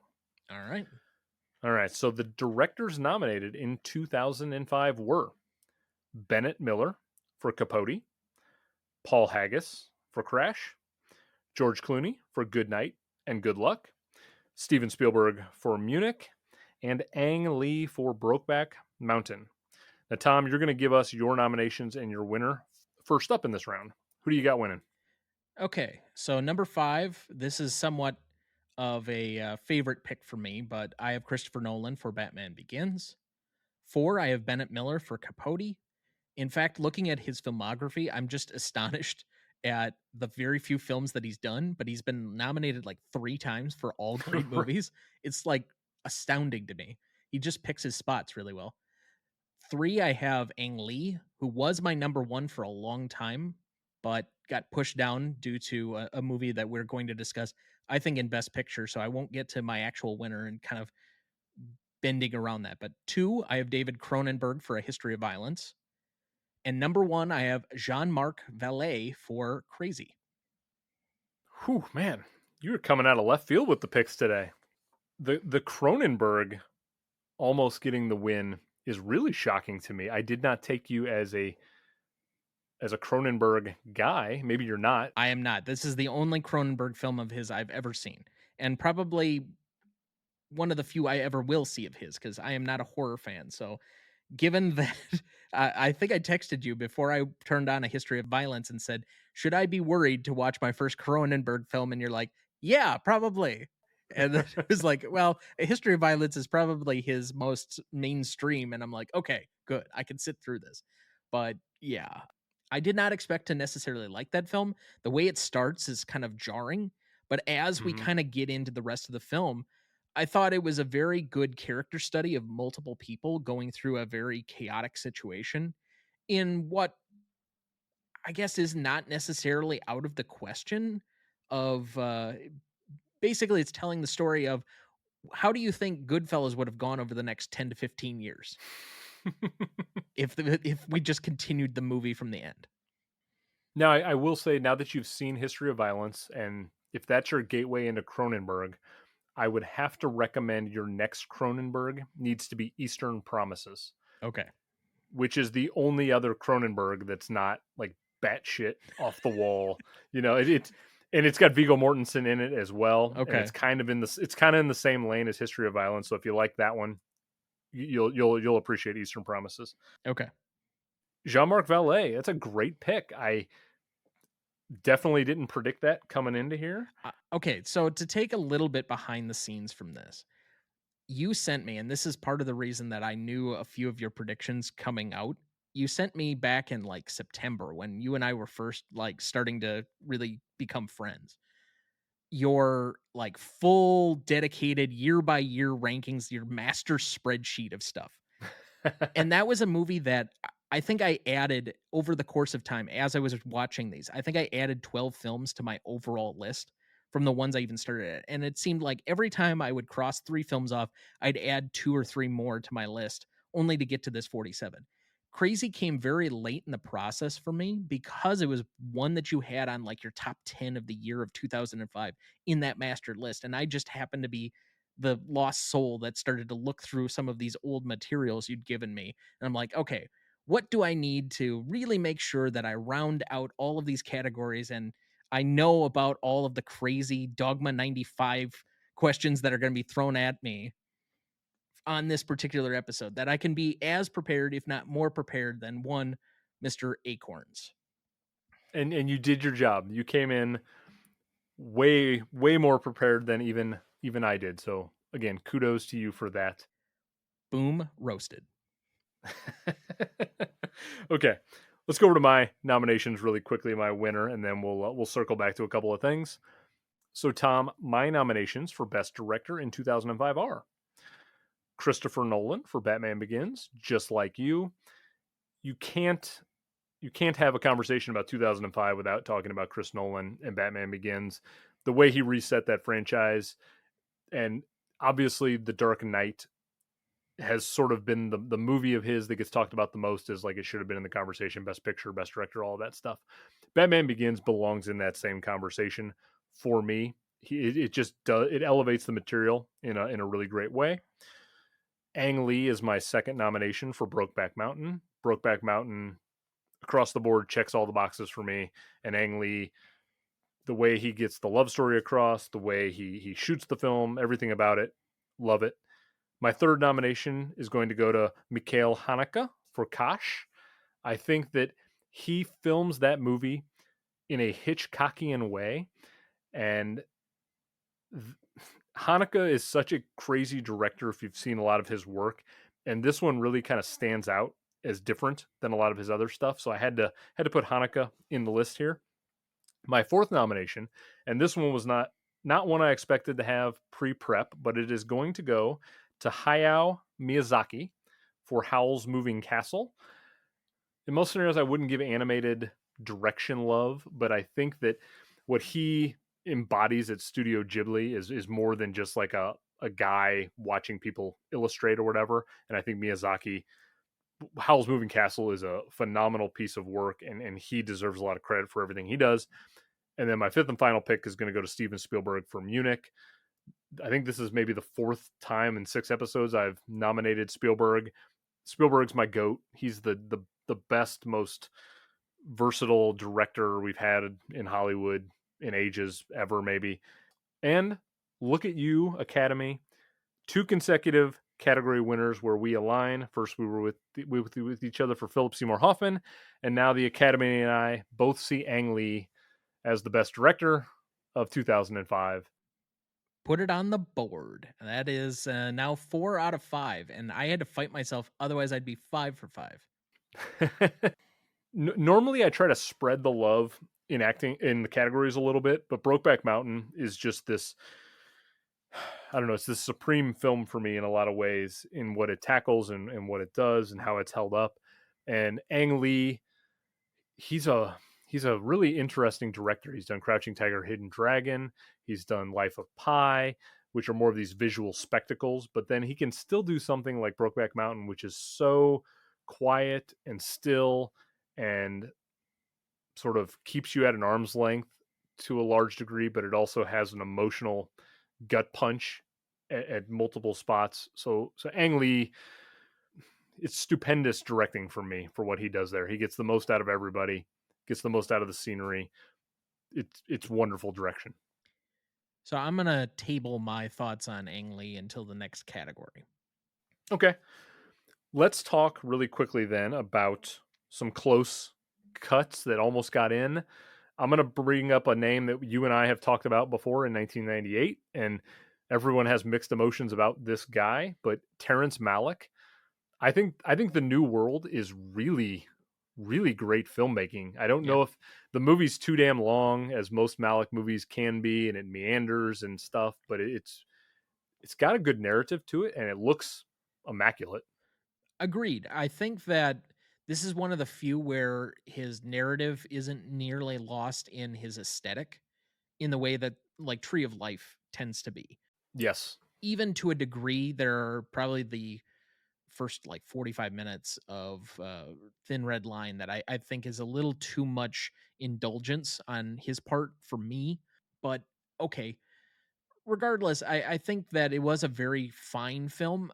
But I mean, even I had Miyazaki just ahead of Malik on my list for that one. I had a lot of great picks on that one. Gavin Hood came above both of those for me for Sotzi.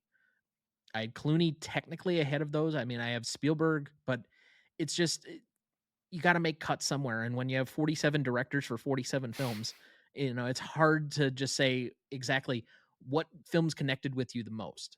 So For me, I have it 7 Ridley Scott for Kingdom of Heaven, which I know that that's gonna be a maybe a little bit controversial, but for being the last I think the last movie that I no, it's the second to last movie because I rented, Cinderella Man is the last thing that I watched, but the second to last movie being Kingdom of Heaven, I actually really connected with the material, and I thought it was actually a very well done film.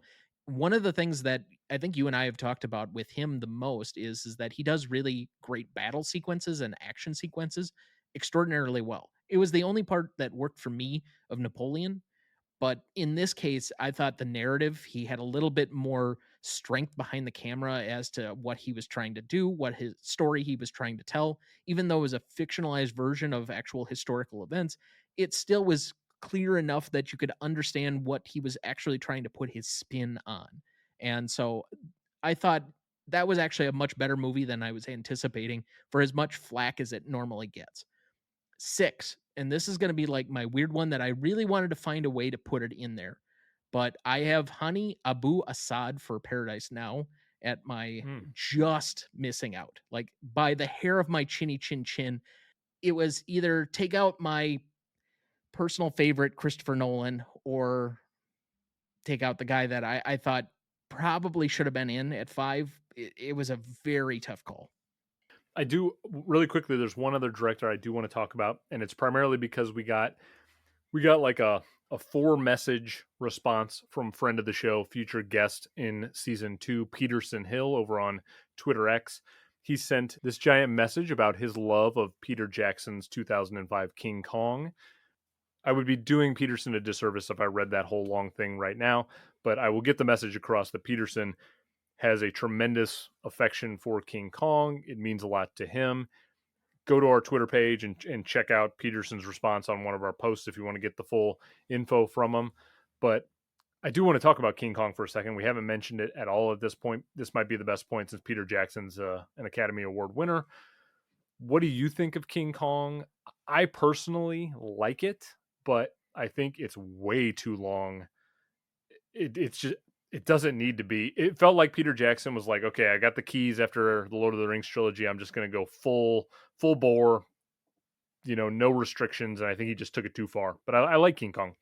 So I think it's a good adaptation of the original film. I actually have a lot of reverence for the original film for as old as it is, and I think it's like 1933 or something like that. Hmm. It actually looks really good for what you anticipate. Like in a context perspective, of course, it's going to look hokey and claymation and whatever else. But for the ability to do that in the 30s when we'd barely gotten, talking pictures for the first time, I thought was exceptional.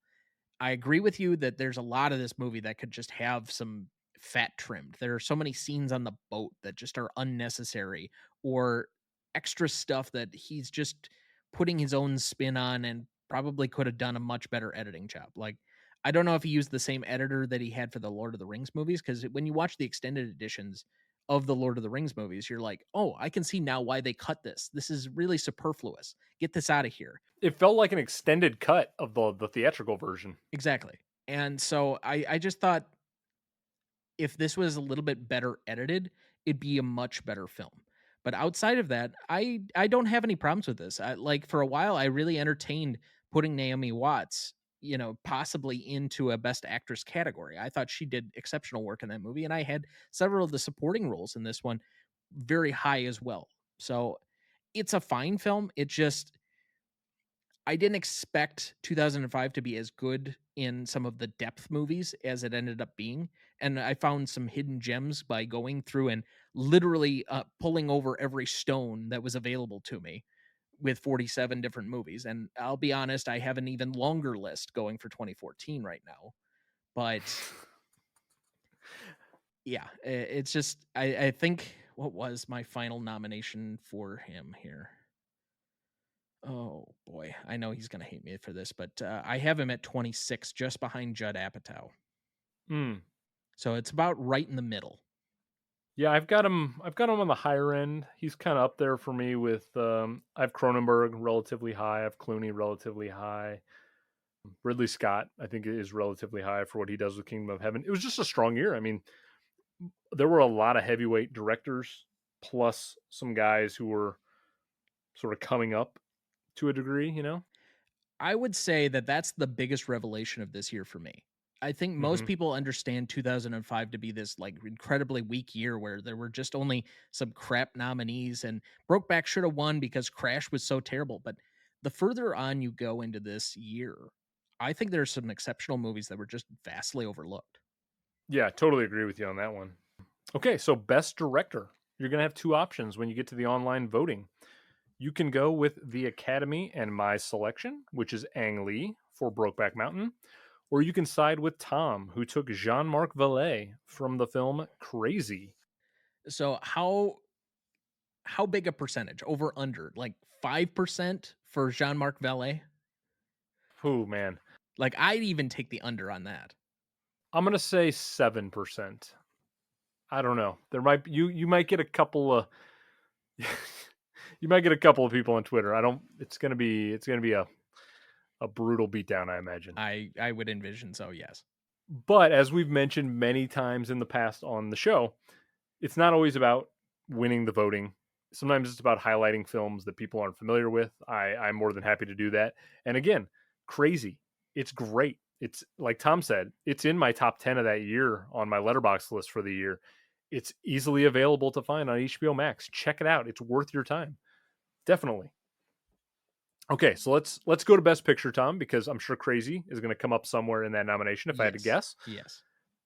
So the actual nominees in 2005 for Best Picture were Brokeback Mountain, Capote, Good Night and Good Luck, Munich, and winning that year was Crash.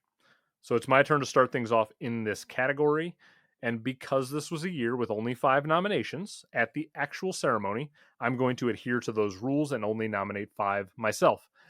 I'm a little bit disappointed that this is not a year where there are 10 nominations because I feel like there's easily 10 films that I would like to Oh, sort of absolutely. put, yeah, it was the my 6, 7, 8, 9, 10. I've texted friends about it. I'm not happy with what I had to cut, but that's just what comes with the territory of doing this show in this format like this. So my 5 nominations for Best Picture are Batman Begins, a nearly perfect Batman film, only usurped a few years later by The Dark Knight.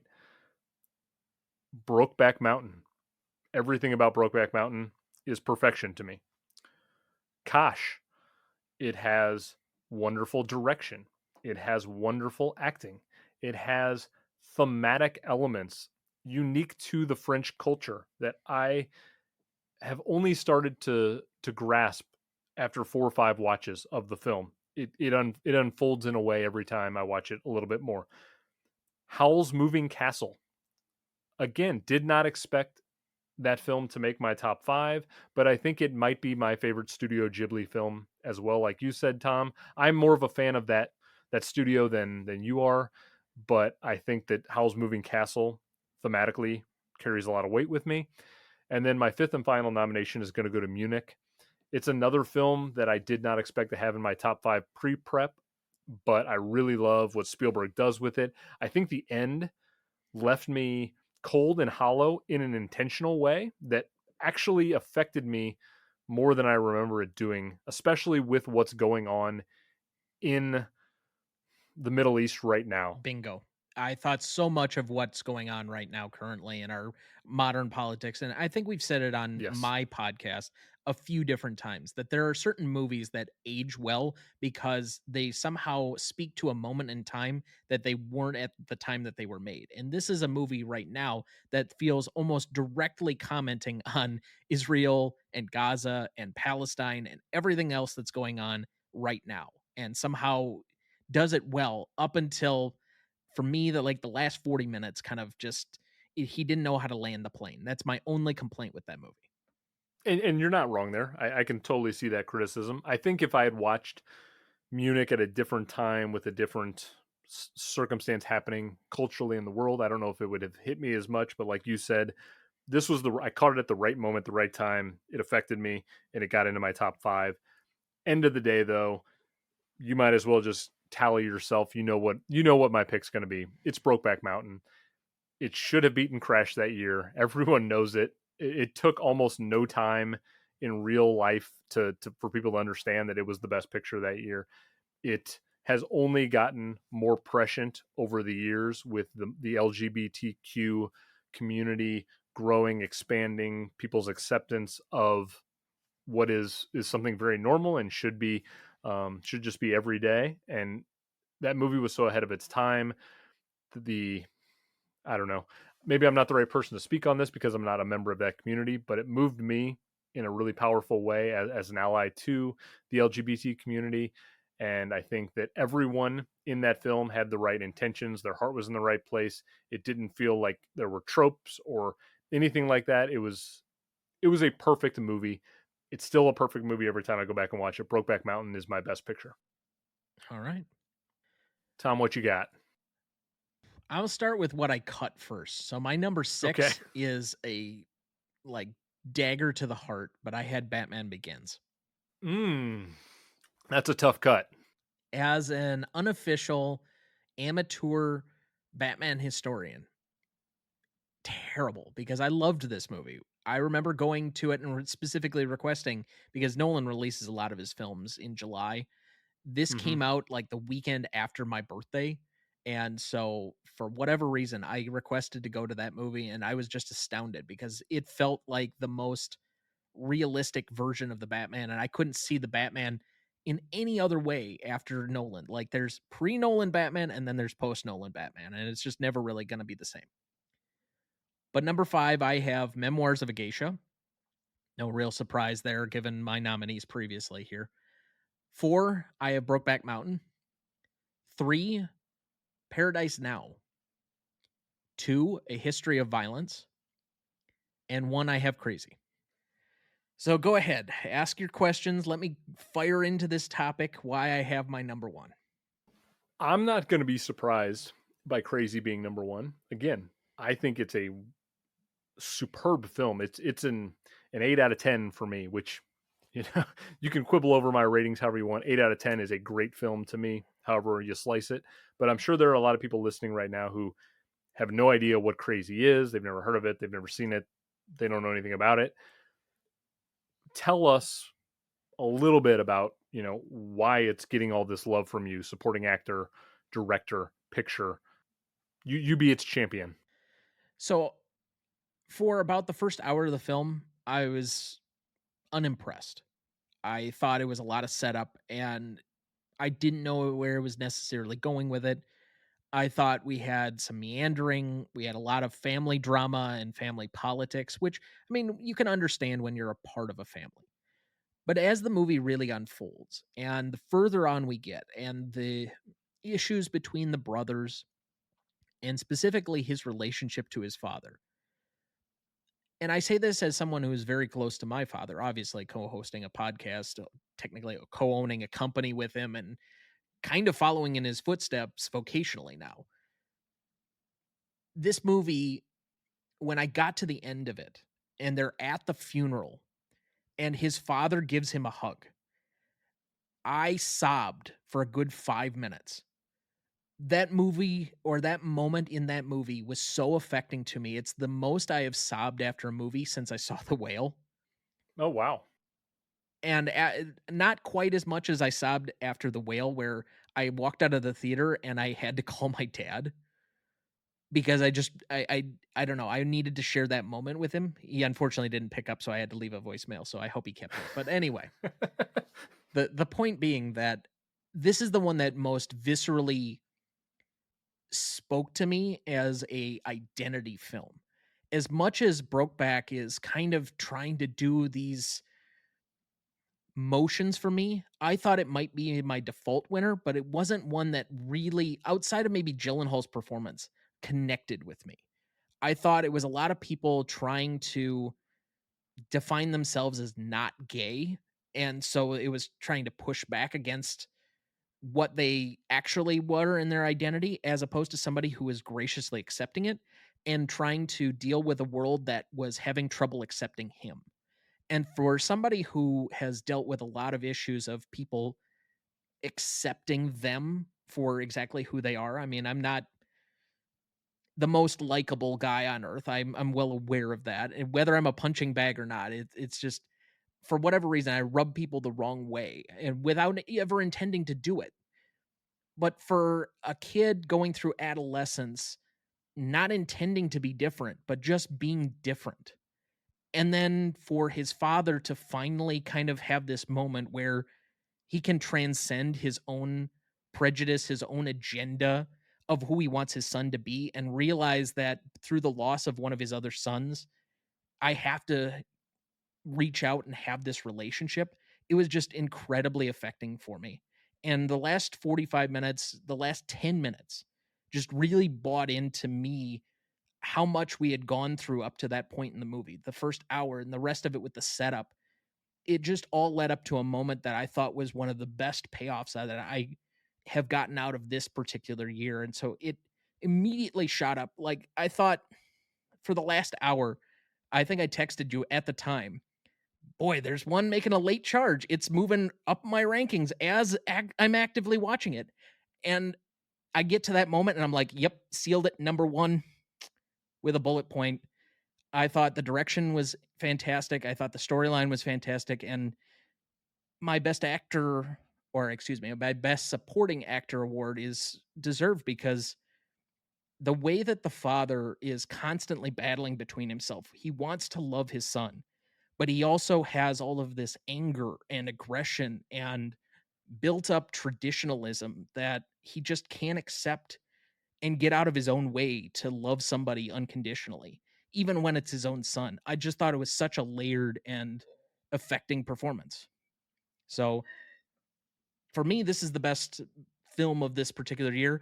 I don't care whether I get any votes or not. I know I won't. So I'm going to unfortunately ruin my average, but that's them's the breaks.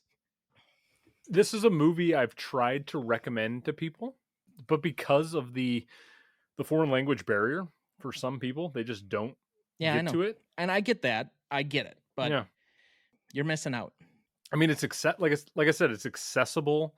If you've seen like Dallas Buyers Club, that's the most notable from the director Jean-Marc Vallée. If you've seen that movie and you like it, like he does more with Crazy than he does in this film. It's You're not wrong for having it as a best picture winner. I love the boldness of that choice. I wasn't sure when you were texting me and something was coming on late. I wasn't sure if it was maybe this, if it was maybe Kosh. Yeah, I wasn't exactly sure where you were going with it, but I definitely like. And then you've surprised me with the History of Violence as number 2. That was my number 6. God damn, that hurt to cut. I love A History of Violence. It's spectacular stuff. It might be Cronenberg's best film, even though it's so different from most of his work. But yeah, I'm really happy to see that you had a good time with that one. I know everybody picks on you for the foreign language or the international films, but I think the true message of this podcast is how much you actually like films based on graphic novels. Yes, The more graphic novelty it is, the more it will appeal to your sensibilities. that's right. And yes, for anyone who doesn't know, A History of Violence based on a graphic novel is really great stuff. A couple others I'll mention really quickly. I didn't get to talk about it at all at any point, but there's a Korean film called A Bittersweet Life that's really strong. I liked what it did from a direction standpoint and acting standpoint. That just wasn't available to me. I was going to try, but other than trying to rent it at the last second, yeah. Let's see. You didn't want to talk about Revenge of the Sith? I I did not rewatch Revenge of the Sith for this. I've seen it God knows how many times at this point. I actually don't mind Revenge of the Sith. It's my favorite of the prequels for what it's worth. It was my favorite Star Wars movie for a long time until I kind of went back and rewatched it this time, and I'm like, oh, I think I get it now. I'm an adult, and so no longer can like these movies. Oh, I prefer it to Last Jedi. I'll say that because agree to disagree. We're not going there. We don't need the hate. no, we do not. No, we do not. Okay, so one more time, you're gonna have 3 options when we get to Best Picture. You can go with the Academy. You can pick Crash as your winner. You can go with my pick, which is Brokeback Mountain, or you can go with Tom's pick, which is Crazy. Okay, I am going to make a guarantee at this point. Crash and crazy won't get above 10%. Like together cumulatively, No, individually. or individual. I will agree with that. I think you're spot on with that. There is a possibility they won't get to 10% cumulatively, because I would be shocked if I get any votes for crazy on any of these categories. I am crazy for nominating it, but yeah. Okay. You are, and at the time of this recording, we haven't had our 1981 online voting yet. However, through the first 5 episodes, I'm at 62. Through the first 4 episodes, pardon me, I'm at 62.5% for my picks winning. So I'm feeling pretty good about all my picks and improving my percentages for what it's worth. Well, yeah, you went with the sentimental favorite on just about every category. I did, but I have never wavered. It's always been my number one. Which is why I knew that's what you were going to pick. I had Yeah. access to your list where it was separated. I don't know what your color coding system means, but orange, I figured it's got to be number one. It's right at the top. So that must mean it's like an all timer for him. So let's just lean into it. I figure he's going to go Ang Lee. He's going to go Brokeback Mountain. He's going to go Gyllenhaal. He'll go, oh, you know what? Michelle Williams is here. Yeah, let's nominate her too. And I have to figure, man, he's kind of the guy that would be really obsessed with Philip Seymour Hoffman. Let's give him actor here. And I know that he had an affinity for Charlize, but boy, I don't know. Maybe Lady Vengeance. Let's just go with an oddball pick. So I got 5 out of your 6 predictions. You are predictable, sir. I am indeed predictable, even in sometimes my unpredictability. Now, this will be a new segment of the show for anyone who is listening who might be a future guest. So we will predict each other's picks and see who does better. I got 2 of Tom's 6 picks, so more than I thought. I thought I was going to go 0 for 6, but I got Charlize and Philip Seymour Hoffman, so I'll take that for what it's worth. Let's jump over to a couple of lingering questions before we sign off. Before we jump into those questions, I do need to address an avid listener of the show and a future guest. Her name is Heather Stewart, and that's at Heather J. Stewart over on Twitter. Heather asked a great question about Chariots of Fire on the 1981 episode, and I was dumb, and I completely forgot to read her question on the air with the rest because I printed off my outline a little bit too soon. I just want to take a moment. I want to apologize to Heather on the air if you're listening. I await you roasting me about it when you join the show for season 2. So thanks, Heather, for listening, and I apologize. We're now going to go over to a question from our friend Joey R. over at Best Picture Oh, Cast Jesus. and 1001 by 1. But, Tom, I actually think you're going to appreciate this more than I thought you might have beforehand. So Joey asks, Park Chan-wook directed the Vengeance trilogy, with Lady Vengeance being snubbed this year by U2, presumably. Rank the 3 movies in the Vengeance trilogy based on his direction. Now, those 3 films, Tom, are Sympathy for Mr. Vengeance in 2002, Old Boy in 2003, and Lady Vengeance in 2005.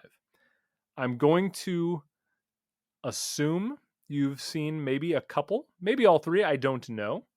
So why don't you rank what you've seen if you've seen anything beyond Lady Vengeance?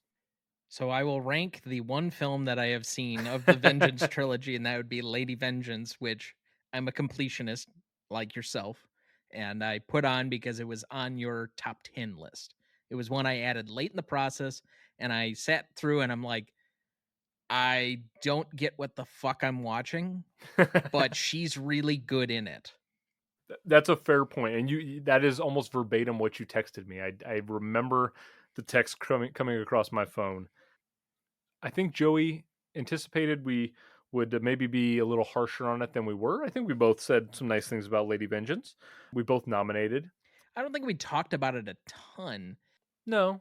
I just, there were so many things, and the way it transitions back and forth in time. You kind of mentioned to me while I was watching, and I do remember this kind of being a text thread, that I'm not used to apparently the Korean cinema aesthetic that this is like heavily involved in. So when they're jumping back and forward in time, not giving you really any clues, and I kind of figured it out, but by the middle of the film, so there were pieces that I had already missed. It just, as a narrative, I didn't quite understand all of what it was going through, what it was about. By the end of it, I kind of got it, but by that point, you're kind of lost a little bit. So other than the central acting performance, I guess I just didn't take away anything particularly memorable from the perspective of watching it, and it's just maybe I'm an uneducated moviegoer when it comes to that particular style. Yeah, it's really kind of unique to Park Chan-wook, the director. He's got a very distinct vision and he likes to play with things like that. To answer Joey's question kind of directly really quickly, Old Boy in 2003 is definitively the best of the trilogy, probably Park's best film. Lady Vengeance I would put at number 2 and I'd put Sympathy for Mr. Vengeance at number 3. Joey, anyone listening, if you agree with me, disagree with me, feel free to write in the show. Happy to take your feedback. Tom, that does it for this recording. Unless you've got something else for me. Well, I have a couple left here. So, what is the possible nomination that you couldn't fit into your noms that was the most painful to exclude? It was probably Clifton Collins Jr. Okay. I wanted to get him in for Capote so badly because I had no expectation for because he wasn't like talked about or nominated and he was kind of lower down the cast list and I hadn't seen Capote in a while and I saw it and I'm like, God damn, he is doing like a lot of work in that movie right alongside Philip Seymour Hoffman. And maybe on a different day I put him in over Paul Giamatti for Cinderella Man. But yeah, Clifton Collins was a tough one to leave hanging. I absolutely agree. I thought he was incredible in that role. And I thought he's much better than the original Robert Blake in Cold Blood from 67. Yes, for sure. But the way that he understands these are going to be his consequences, but Capote's offering him some level of hope and friendship, and the way that those two interact, I think, cannot be lost. If you enjoy Hoffman's performance, you equally have to buy into Collins's affecting performance as well. And so I additionally really wanted to get him in, but it was so hard to try and fit him above some of the other ones. And just the more movies I watched, the harder it was to keep everybody that you wanted to recognize in that. For sure. But I'm glad we got to shout him out because, yeah, excellent stuff. Okay. What was your favorite international film of 2005? Honestly, it was Howl's Moving Castle. Okay. That one just, like I said, I did not. If I had to like pre-rank my Studio Ghibli films prior to watching it again, I hadn't seen it in a while. I probably would have put Spirited Away, which is most people's favorite. But Howl's Moving Castle definitely hit the sweet spot for me in terms of the. Sometimes the anime can get a little lost on me in terms of like I can't always sink my teeth into the narrative of it in certain situations, but Howl's caught me in a good spot. I don't mind the anime or the animation experience of these. I really have a problem with how narratively unbound most of his films have been. Like The Boy and the Heron and Spirited Away, they're just all over the place. They don't follow a single narrative. I can take a lot of weirdness with my movies if you're trying to tell me a story that I can follow. And this is the one where I really felt like I could follow exactly what was going on. You have two warring factions, you have a good versus evil type of story, and maybe it's a little bit simplistic, but I think it gives in to let me surrender to the rest of it because at least it feels a little bit more familiar as to how I'm supposed to follow who exactly I'm rooting for, who I'm supposed to be rooting against, and a lot of the other things. So maybe that makes me a simplistic movie watcher, but to me this is the my favorite. Maybe it's not the best and I'm not an animator, so, I can't judge it on that basis. And there are a lot of people that I know that love Spirited Away, but for me this is my favorite of the ones that I've seen so far. Yeah, for sure. All right. You got anything else for me, Tom? Don't think so. We don't have any more questions from one Joseph Robinette Rogaine, so I think we're good. I've addressed all of my demons. You've addressed all of yours. I've given new fodder to be made fun of. I think we're good. Yeah, I'm happy that you're gonna get more shit from people that we know than I am for this episode Oh, in terms of who you absolutely. picked. 1000%. Yeah, so thank you. Take the heat off me for 1 month. I appreciate that. Okay. I am the scapegoat. Yes, and you'll continue to be the punching bag. Yes. But at the end of the day, from the bottom of my heart, I appreciate you, Tom. and your willingness to step up for so many episodes in season 1 is incredibly commendable, and I mean that with sincerity. So, this is only the beginning. Now that our picks have been made, it will go to you, the fans, to decide what goes into the Almanac as the true winners. We'll be putting up social media polls across all 4 platforms in the coming days. That would be TikTok, Instagram, Twitter, Facebook, Threads, all of them. And your votes will need to be cast. The more places you follow the page, the more opportunities you have to vote. Now, before Tom and I sign off, let's talk about what's still to come in 2024. Tom, this is going to go up the first week of June. So, what should listeners be looking out for from your show, Greatest Movie of All Time? So we just released an episode with you last month. So that we can definitely flash on to. The Gaslight episode is going to be great. I think, let's see here. We have an episode with our mutual friend Kieran, who is not the man with no name or he who shall not be named or any of the other aforementioned things that I apologize now in perpetuity for having mentioned before. Apparently, people thought he was sick or guilty of a Me Too offense that I did not intend. I was just meaning to be funny. Unfortunately, it apparently did not land. But other films that we have coming up in June, we have The Hangover. That we'll be recording here at the end of May. We do you guessed it, 40th anniversary for Ghostbusters. That's coming up. Nice. We have Chinatown, and we are discussing the original 89 Batman, which I know that friends of this program already know a few of my thoughts on that one. I will try and give it a new chance. Let's just say that. I try to keep an open mind on things. Even maybe going back and having a new appreciation for Point Break. We're going to turn you on to Point Break at some point. And speaking of Batman 89, if you're listening to this, I would highly advise you to go over to the Best Picture podcast feed and check out the Worst Picture cast episode that will have been up for about a month now. It's a Batman rankings episode. I just checked it out for myself this week. It was superb, full of hot takes from the 3 boys over there, Grant, Joey, and Oz. A great time. So if you're a Batman fan, a superhero fan, go over to Best Picture Cast and check out their Batman rankings. It's a good time. Then head over to Tom's, check out Batman 89. Definitely a good thing to do in combo. And look out for an upcoming 7th episode in July of this show, where I will have not 1, not 2, but count them 3 guests joining me for a big mid-year special.